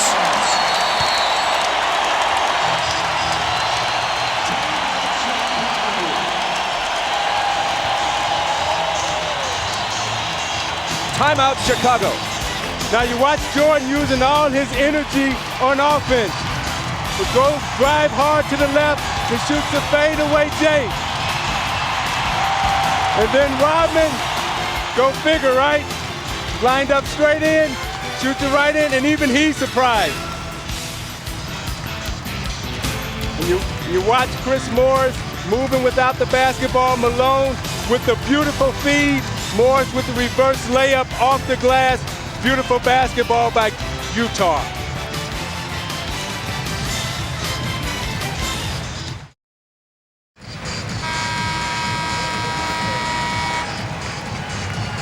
Ahmad Rashad back at the Delta Center. Now the strategy on Scottie Pippen, they had him in the back, they were putting ice on his back and electrical stimulation for pain relief, and they were trying to bide their time up until the 10-minute mark to bring him back out and see if he could play the last 10 minutes of the game. As you can see, he's back, he's on the floor, we just have to see how it goes. Bob? Ahmad thanks. Michael Jordan's first rest of the second half, and you'd have to guess it will be brief. Utah right now has got to force Phil Jackson's hand. They got to stop him, and they've got to get some scores to make him come back and not get his normal rest.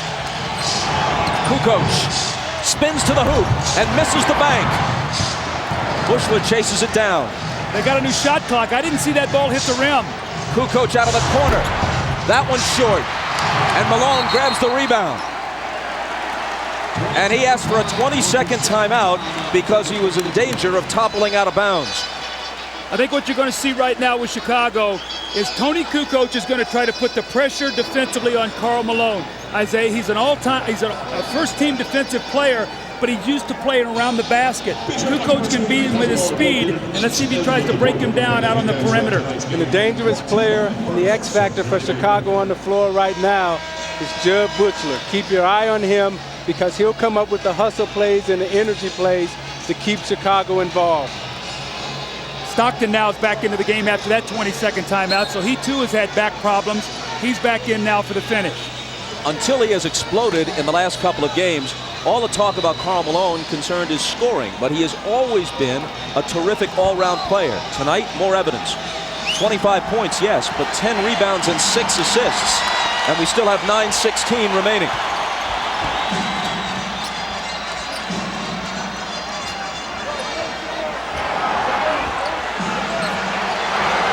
Stockton on the dribble against Kerr, trying to find Malone, but they get a hand on it, and Rodman grabs it.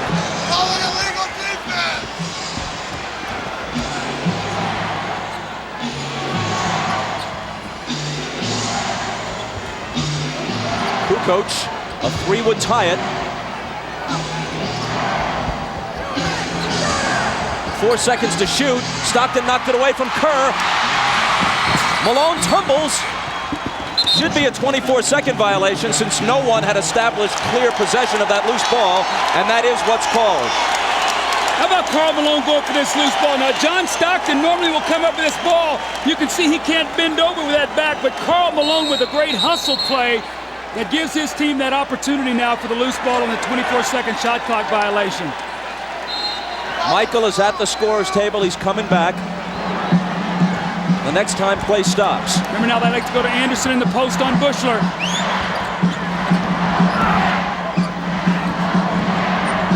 Carr from 20 feet. It spins out and Rodman is there. Brian Russell comes off Jerry Sloan's bench. As soon as he saw that Jordan was about to come back in, he calls on Russell, who probably will guard it. Kukoc to tie it. There was a great screen by Steve Kerr to open up Tony Kukoc, sacrificed his body, took on the bigger Malone, so Kukoc can nail the 3. 15 for Tony. Utah's got to get some movement. Morris to a cutting Anderson, who was bumped. The basket may count. It does.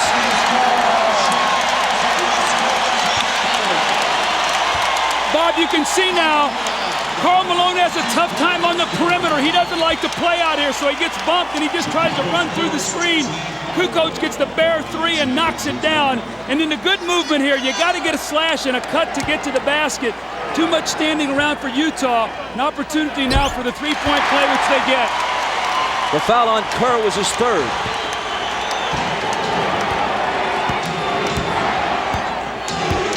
Jordan back in. Takes the pass from Pippen. Russell is on him. He gets by him. Now Carr comes over and commits the foul. You see, they're so conscious of Michael Jordan coming off the screen. He gave Russell the fake. Then he came baseline, and watch as he braces himself to absorb the contact. Knows that he's going to get fouled. He's going to go to the line. Watch Jordan at the end of this game, the last 7 minutes, Doug, attacking the basket, trying to get to the foul line. See, Michael is too good at finishing, though. You can't give him that baseline drive because he's going to get a foul. Isaiah, you got to push him back to the middle where you can help. Jordan is now 7 of 10 at the line. Kerr out, Harper in.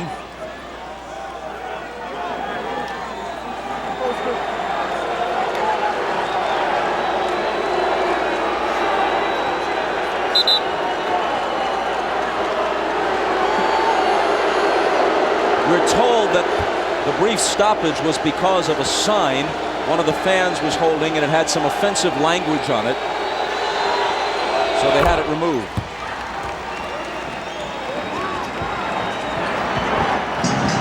Dennis Rodman, we're told, was the only player to protest its removal. Hornacek guarded by Jordan. Malone over Dennis. Rebound Pippen. Hornacek slapping at it. Scotty just hobbling around. The foul is on Antoine Carr, and that's his 4th. Utah's gotten very stagnant here right now, Isaiah. They've really bogged down and really started in the 3rd quarter. The free throw line kept them in it, but right now they're really struggling scoring. And this is where Chicago's defense has been dominant against Utah in the 4th quarter.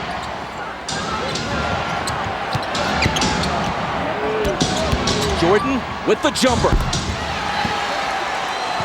And with 37 points, as Utah falls behind now for the first time since midway through the second quarter. See, he's headed for 40. I would start double teaming Jordan every time he touched it. Brian Russell went down, and there's a foul on Kukoc. Doug, you talk about wanting to bring Jordan to the middle, but his game is so complete. And when you bring him to the middle, he's able to come right to that right hand, square up, and shoot it right from the free throw line. It's Chicago by 1, and you're watching the NBA on NBC.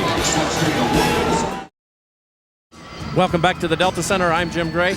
Jerry Sloan during this timeout told his team we can't keep playing this stagnant offense and walking the ball up the court. We need some cutters. He wants to push the ball, try and get some fast break opportunities off the rebounds. Wants them to set some picks and run off the picks, create some movement in the offense. Bob? Jim, thanks. A look at the numbers for Jordan and Malone.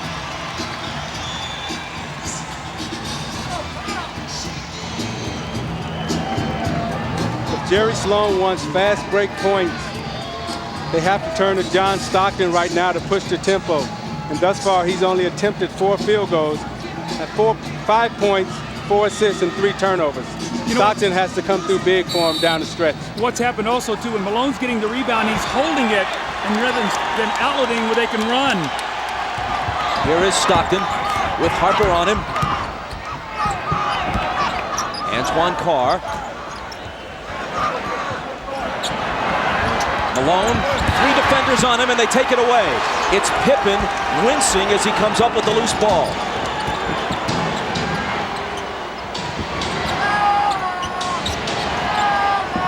Jordan over Hornacek.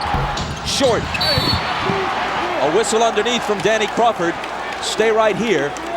Loose ball foul on Utah. See, Malone's catching the ball in the post. He's getting double and triple team right now. He's got to be a passer out of this post. You see Pippen there knock the ball away from him.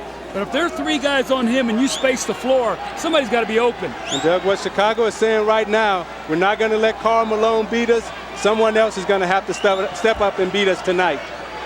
Pippen, who can barely move, throws it in. In almost any other situation, he couldn't possibly be playing. Regular season, never. Even earlier in the playoffs, he'd probably be sitting. Jordan again. And Stockton pulls it down. This is where they got to push it, get something quickly.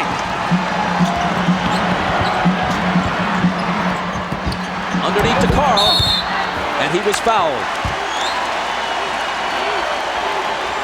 It was a nice feed by John Stockton, pushing it up the court, catching Malone early in the offense, right underneath the basket. Malone did a great job of sealing and drawing the foul. 4 on Rodman. Michael's upset with himself right now. He's missed 2 jump shots that would have given his team a 3-point lead. He's really upset about that because both of them were very makeable shots that Michael normally makes. And Russell has done a good job guarding Michael Jordan, forcing him to shoot jump shots and not really allowing him to get to the basket. Malone busting loose with the huge game on Friday night. He had 20 in the first half. He's at 26 now after the free throw. Jordan leads all scorers with 37. He's 13 of 30 from the floor. Utah back in front by 1. Steve Kerr now in for Chicago. Remember, he spaces the floor and gives them another shooter if they do start running at Michael and scrambling their defense.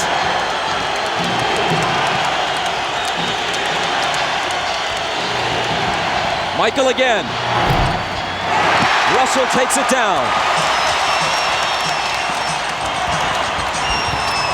Stockton has a little daylight, and Utah has a 3-point lead. Transition basketball again. The little screen by Malone, and he hits the open jump shot. Kukoc. Kerr. Pippen in the lane. Connects on the turnaround, playing through clenched teeth.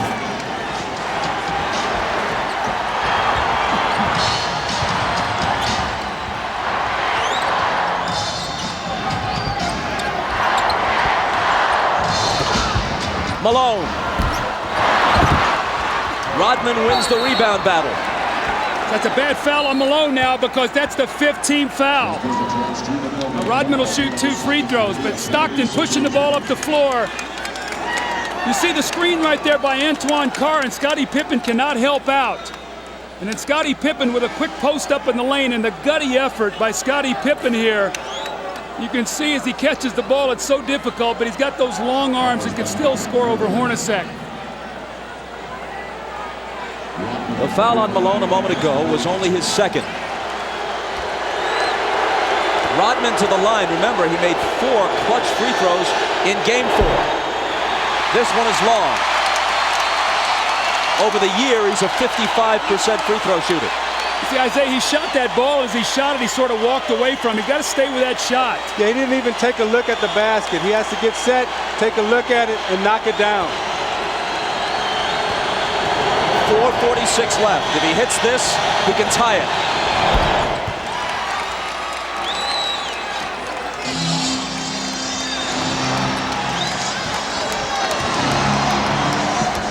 Stockton glancing at the clock as he comes across.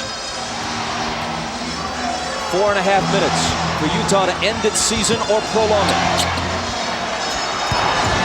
Stockton, 5 seconds to shoot. It's Hornacek. Malone.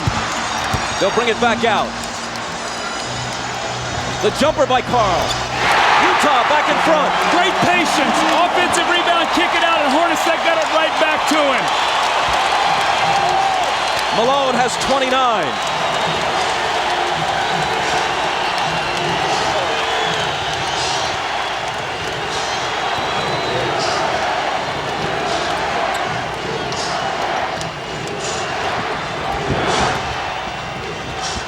Three seconds to shoot.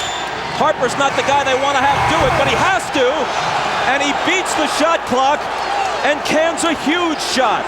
Doug, I think Utah is letting Scottie Pippen rest. I would go at him right now. He's trying to guard Antoine Carr, and Antoine Carr has a big advantage over him inside.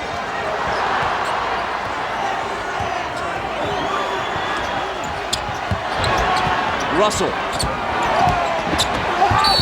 Driving against Rodman. Contact and a foul. Kukoc was also there, and they call it on Kukoc's third. Now you watch Harper as he takes this shot. Does he get it off in time? I don't know. That's a tough call. Well, you know what? If they miss that call, it's a 5-point swing in missed calls on shot clock situations. They took a Howard Isley 3 away wrongly in the first half. This one was even closer, but it appeared that Harper may have been just a fraction of a second behind the shot clock. Harper's basket counted. This one by Isley, which should have counted, did not. See, I think this 3 was good in the last shot that Harper took. I think that was a shot clock violation. Russell steps to the line and knocks them both down.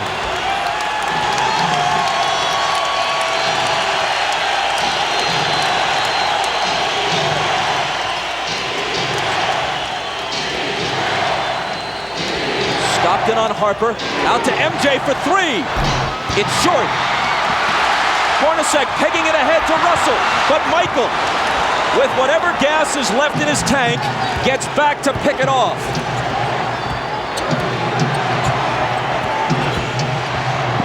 Rodman, offensive foul on Dennis. And that's 5. Now, Isaiah, that's what you're talking about. Jumping out off that screen and make Michael Jordan be a passer. Throw it to Rodman, who can't finish. And you saw Jordan right there complaining, saying Rodman needs to have a chance to come down. I thought it was a questionable call. When you look at this play, you watch Jordan come off the screen and he's double teamed, and as an offensive player, you're allowed to establish position and come down. It's a tough call right there.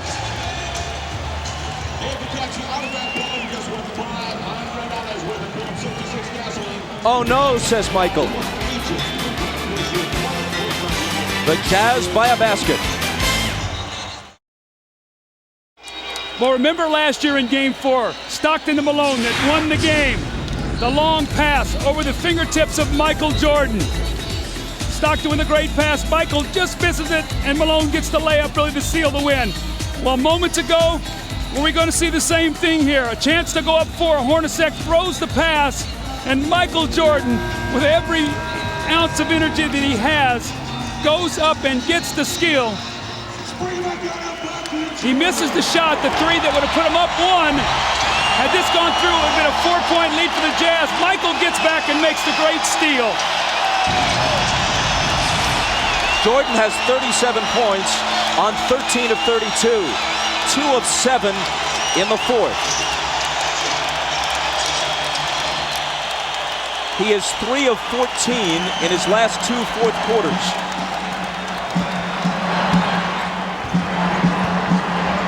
Even Superman apparently gets tired. Malone, lots of room, got it! That's their pet play. Malone goes over like he's going to the post and screens for Stockton, and he rolls out and hits the huge jump shot.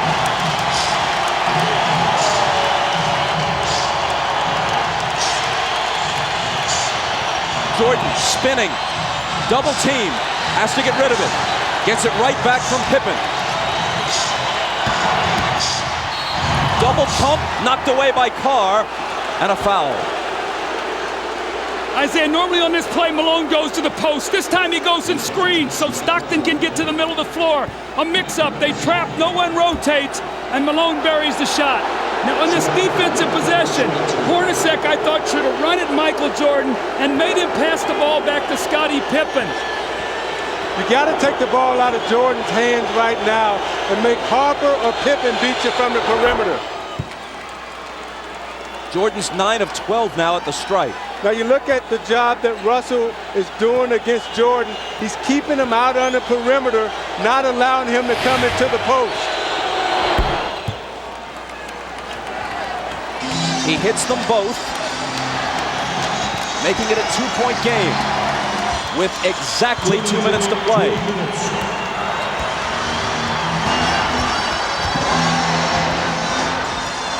Stockton. Russell with a huge rebound. Tried to throw it off Rodman's leg as he was walking a tightrope and couldn't do it. Chicago back looking to tie.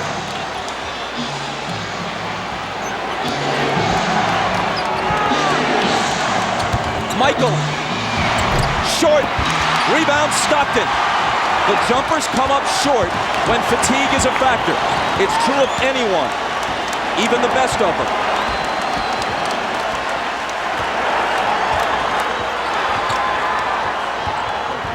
Rodman got in front and knocked it loose, but Chicago touched it last. Phil Jackson hot over that call. A minute 14 remaining. Watch Hornacek on this play, wrapping off a triple screen. Stockton for 3! That would have been a dagger in Chicago's heart. Instead, they can tie it or take the lead with a 3 of their own. Jordan.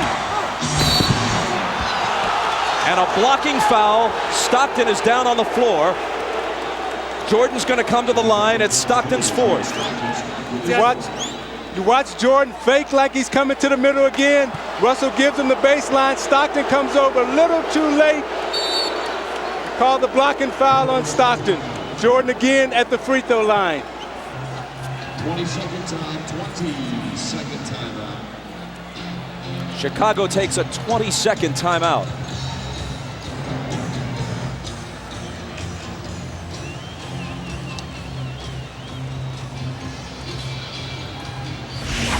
Now you watch Jordan in the fourth quarter trying to get to the basket against Anderson. Pulls up and takes the jump shot. Again, they're keeping him out on the perimeter, not allowing him to get into the post. Coming to the foul line for his patented free throw line, Jay. But again, Russell keeping him out of the post. Pulls up, shoots it a little short. This is a big 20-second timeout for Chicago because it allows Jordan to get some rest before he goes to the free throw line to try to knock down 2. At the line, he's 10 of 13. From the floor, He's 13 of 33. Well, in this fourth quarter, Michael is only 2 of 8 from the fourth quarter, but what he's done is he's been able to get to the free throw line. He's 6 of 6, so he's shooting his 7th and 8th free throws of the quarter. They've got to find a way to be able to guard him without fouling him here.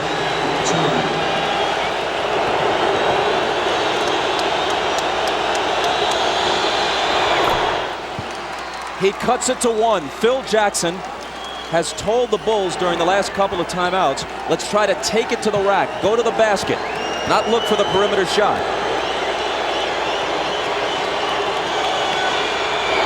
Jordan ties it. Maybe the 20-second timeout was, as much as anything, just to give him a breather to gather himself for the crucial free throws. 50 seconds. Malone. Cross-court Stockton, a 3, it's there!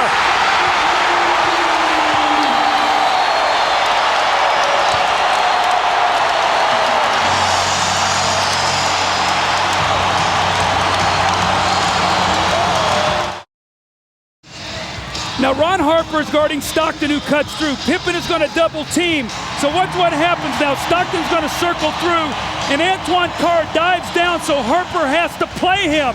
Now on the skip-out pass, Stockton hits the 3. What a huge shot to put his team up 3. Look how close his foot was to the line here. A 3 by inches.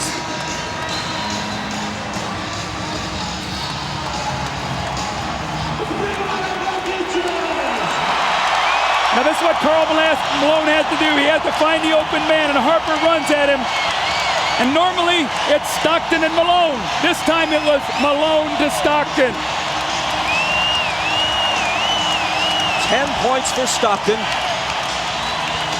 At age 37. In history without winning a title. Now the Bulls would like to get 2 for 1 possession here. Try to get a quick score, get to the free throw line to give them 2 opportunities to 1. Pippen into Jordan. Michael working on Russell.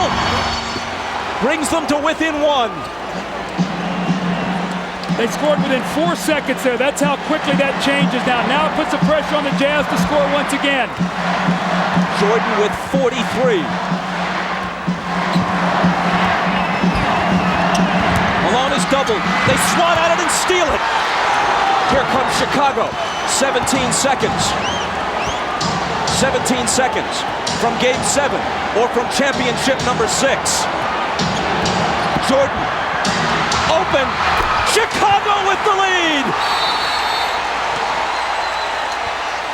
Timeout Utah. 5.2 seconds left. Michael Jordan running on fumes with 45 points. At the end of the game, you got to get it out of his hands. He's beat you so many times.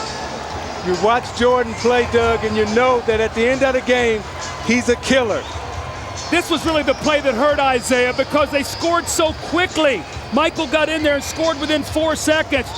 And what happened was Michael doubled back. You're going to see he's in the play. Look where Hornacek is setting the screen. Michael never clears, so Malone doesn't see him. He comes from the blind side and strips him. So 3 crucial plays here by Michael Jordan now as he gets Brian Russell with a quick crossover. Look at Brian Russell slips, and Michael pulls up and buries the shot to give him a 1-point lead. That may have been, who knows what will unfold in the next several months, but that may have been the last shot Michael Jordan will ever take in the NBA. Watch Jordan's left hand here as he gives Russell the push. The referee can't see that. Jordan frees himself up for a clean look. The greatest thing about Jordan is he has all the tricks. That's why it's so difficult to guard him. If that's the last image of Michael Jordan, how magnificent is it? I don't think you can put it into words, Bob. I mean, what he's done here in this fourth period, you see the 16 points. He got about a minute's rest and had to come back in. And Scottie Pippen has played a gutty game today, but still plenty of time here for Utah to try to score. But that's what Jordan is so smart at with his brains. He rested on defense so he would have enough energy down the stretch to perform. All right, 5.2 seconds. Utah down 1. Coach?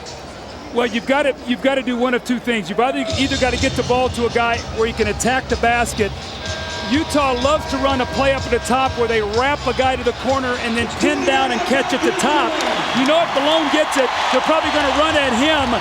Stockton and Hornacek have made key shots their entire career. Stockton, Hornacek, Antoine Carr, Karl Malone, and Brian Russell. If they score, there's a game 7. If they don't, for the second straight year, they go out in 6.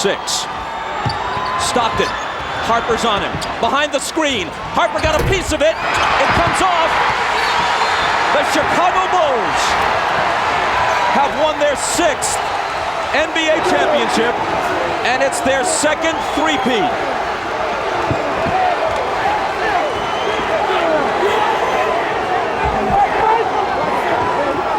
When you lose by this narrow margin, speaking of the Utah Jazz, there are so many things to look back on. But the Howard Isley 3 that was taken away in the first half will eat at them all summer long.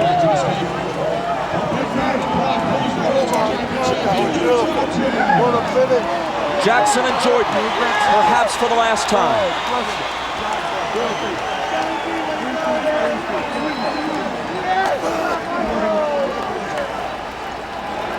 Chicago 87, Utah 86. Jerry Sloan showing class, trying to shake hands with each and every member of the Chicago Bulls, who won 2 out of 3 here and 2 out of 3 in Chicago. Thank you, boy. Dave, thank you, boy. Thank you. Statistically, especially in terms of shooting percentage, Michael Jordan has had better games. But when you consider at age 35, the games he's played this year, the grinding minutes he's played, and Scottie Pippen being all but incapacitated tonight, and the fact that they're on the road, and the fact that the odds would shift to Utah's favor for a Game 7, yes, MJ rose again.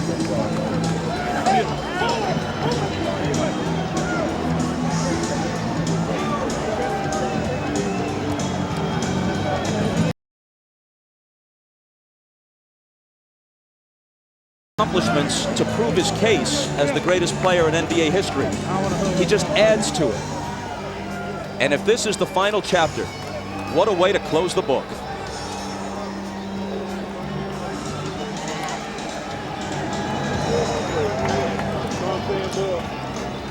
I tell you, Bob, as you look at Scottie Pippen there, I remember all Scottie ever heard about was the migraine headache and that he couldn't play with pain. Well, today, they could not have won this game without him. Just his presence being out there. He made some big shots. He fed the post. He did all the little things for Chicago, and his numbers aren't going to show it. But Michael, once again, with the heroics, the unbelievable plays. But his sidekick, Scottie Pippen, was there for him when he needed him. And I'm watching Michael Jordan hug his mother right there. Such a great player, such a great person. Everything that this game is about, the goodness of it, he represents, and what he's done for the game of basketball and for this Chicago Bulls organization. All of us as former athletes are very thankful to 23 in red. Michael Jordan is as great a competitor as sports has ever seen. He also has an uncanny sense of theater. And as he makes his decision, he'll think about the fact that he could not ask for a better punctuation than this. He accepts a victory cigar from Jerry Reinsdorf to not only hit the winning basket, but have it be the last shot he takes this season, maybe the last he'll ever take in a Chicago Bulls uniform, to win the game and the championship by a point. You know, Bob, it's interesting about Michael Jordan. He's a guy who has nothing to prove, but lives his life every day as if he has everything to prove. That's something about his greatness. He's an unbelievable athlete. One more look at a shot you'll be seeing hundreds of times if you're a basketball fan. You'll see it dozens of times on the highlight shows tonight. Stockton gets rid of it. It's short. Harper had a hand in his face and maybe even got a small piece of the ball. I thought Stockton had a great look right there. It was a well-executed play. Stockton and Malone. And that's who you want taking your last shot, because he's made so many big shots for Utah.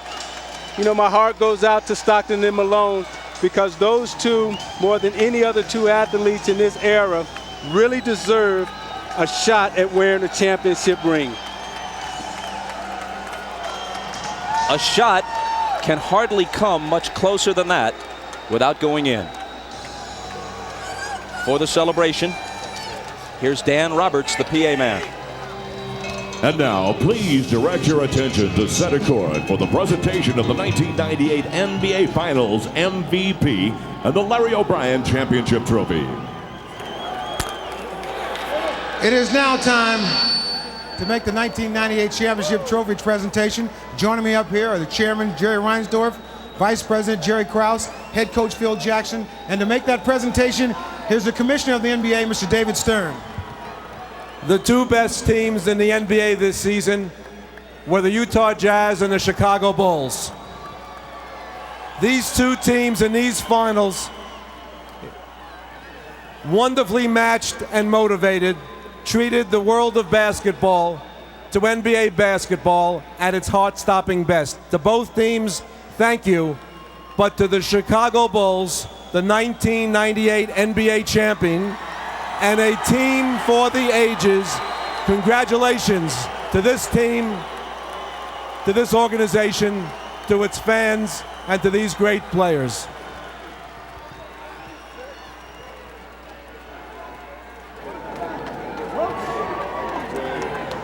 All right, Mr. Reinsdorf. Chicago Bulls fans all over the world would like to know, are you going to do everything you can possible to bring these guys back here to try to do this all over again? Well, let me first, Ahmad, say that on behalf of millions of Bulls fans all around the world, it's an honor to accept this trophy. It's only unfortunate that we can't have co-champions, because this Utah Jazz team is just the greatest team that we've ever played. 2 years in a row, they took us as far as you could take anybody. Winning six championships in 8 years is unbelievable. It's a tribute to a great coach and his staff, great players, Scotty and Michael, an unbelievable performance by Scotty and Payne tonight, Jerry Krause and his staff, just unbelievable.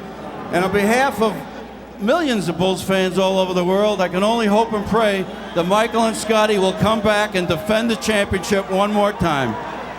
I take that as a yes. You are going to try to bring them back. Jerry Krause, you have to be very proud of this team. I'm so proud of these players and the staff. And this is for the fans back in Chicago, the greatest sports fans in the world. And we're just so happy. We're going to celebrate safe, guys, and we'll be home tomorrow morning. All right, Jerry, let me ask you, you do everything you can to bring these guys back. Well, you know, tonight all I want to do is celebrate and have fun, and we're going to talk later on. But this is a great occasion. And what Jerry said about the Utah club, Jerry Sloan and Scotty Layden are special people, and this is just a great organization, and it's somebody that you're proud of that you can be with. All right, Jerry, let's talk to Phil Jackson. Once again, another journey to the top of the mountain. How is this one different from the other five? Well, Ahmad, we had to fight our way through this one. This is a real struggle for us this year against overwhelming odds. Maybe not as talented as the last 2 years, but they had a great heart. Hearts of a champion, as Michael has said, and they won it. All right, you will celebrate tonight. Are you going to come back? That's a great question, Ahmad. I'll dodge that one right now. Thanks. All right, Phil. All right, once again, it is now time for the 1998 NBA Finals Most Valuable Player Award. And once again, here's the Commissioner, David Stern. Big surprise. 6 championships, 6 MVPs. Michael Jordan, get over here. You grace us with your presence. You've contributed mightily to our league. And tonight you gave one of the singular performances in the history of the NBA Finals. Thank you and congratulations, 1998 NBA Finals MVP, Michael Jordan.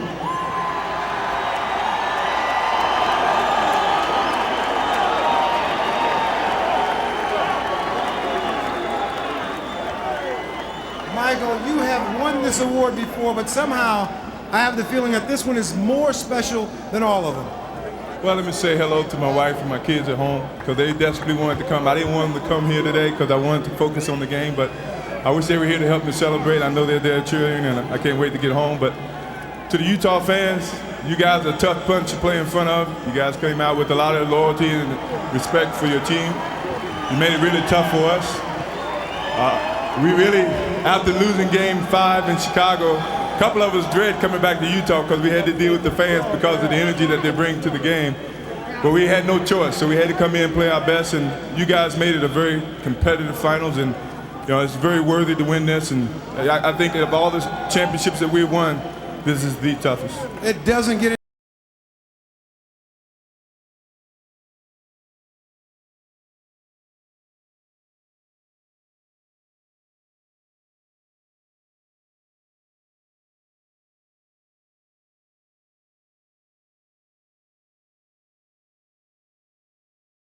I think everybody who looks at this year is going to have a lot of gratification and understanding and a lot of dedication. There were a lot of times during the course of the season that people doubted the Chicago Bulls, doubted that you'd be able to come back and pull this off. Even during this finals series here, people doubted you. How'd you guys stay so confident?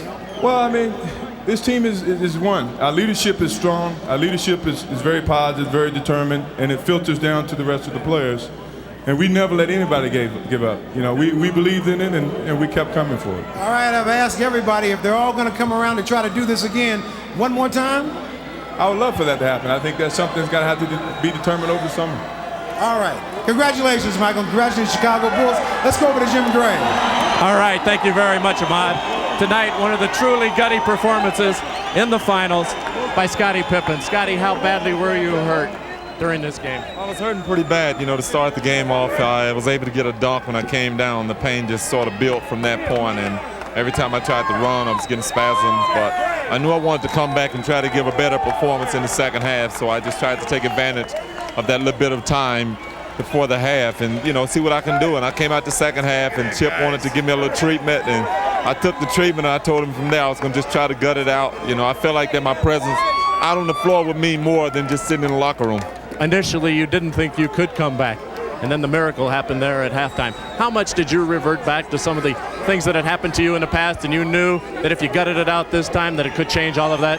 Well, I knew I was going to come back the second half. I have to correct you on that. I knew, but I just didn't know how much I was going to be able to give. I knew I wanted to just hope that the team could stay in the game, keep it close, and if I could come back out, let my presence be known out on the court. Now, Scottie, you were in tears after the game. Was this your most difficult championship, and why the tears this time? Is it maybe because you feel it's ending? Well, I think they all have brought tears to my eyes, but this one's so difficult because, I felt like to some degree without me being out on the court that I was kind of letting the team down, and they understood, but, I wanted to be there. I wanted to be a present. I wanted to play a major role in the game, but the other guys came off the bench, held us in there the first half, especially Michael. He had a heck of a game, and, everything else is history. Now, you hold the key here to these teams returning. Michael said if you come back, he'll come back, and Phil and so forth. What are your thoughts? Will you come back? Would you take a one-year deal? What will go through your thought process in making this determination? Well, Jim, right now I just have to, let everything soak in. There's a lot of opportunities out there for me, and, I have to look more down the road at my future, but, I don't know. After all this soaks in and get back and get my back on track, you never know. Is there a twinge of sadness with you, a little melancholy feeling right now that it may be ending? Excuse me? Are you feeling a little sad right now that this could be coming to a close? No, not really. We're going to enjoy this, and, as long as we can. As a player right now, I don't feel like it's over. We got a lot of celebration to do, and I'm not really looking forward to next season right now. Final thought, the Utah Jazz and Karl Malone, a spectacular effort. What would your thoughts be toward them? It was great.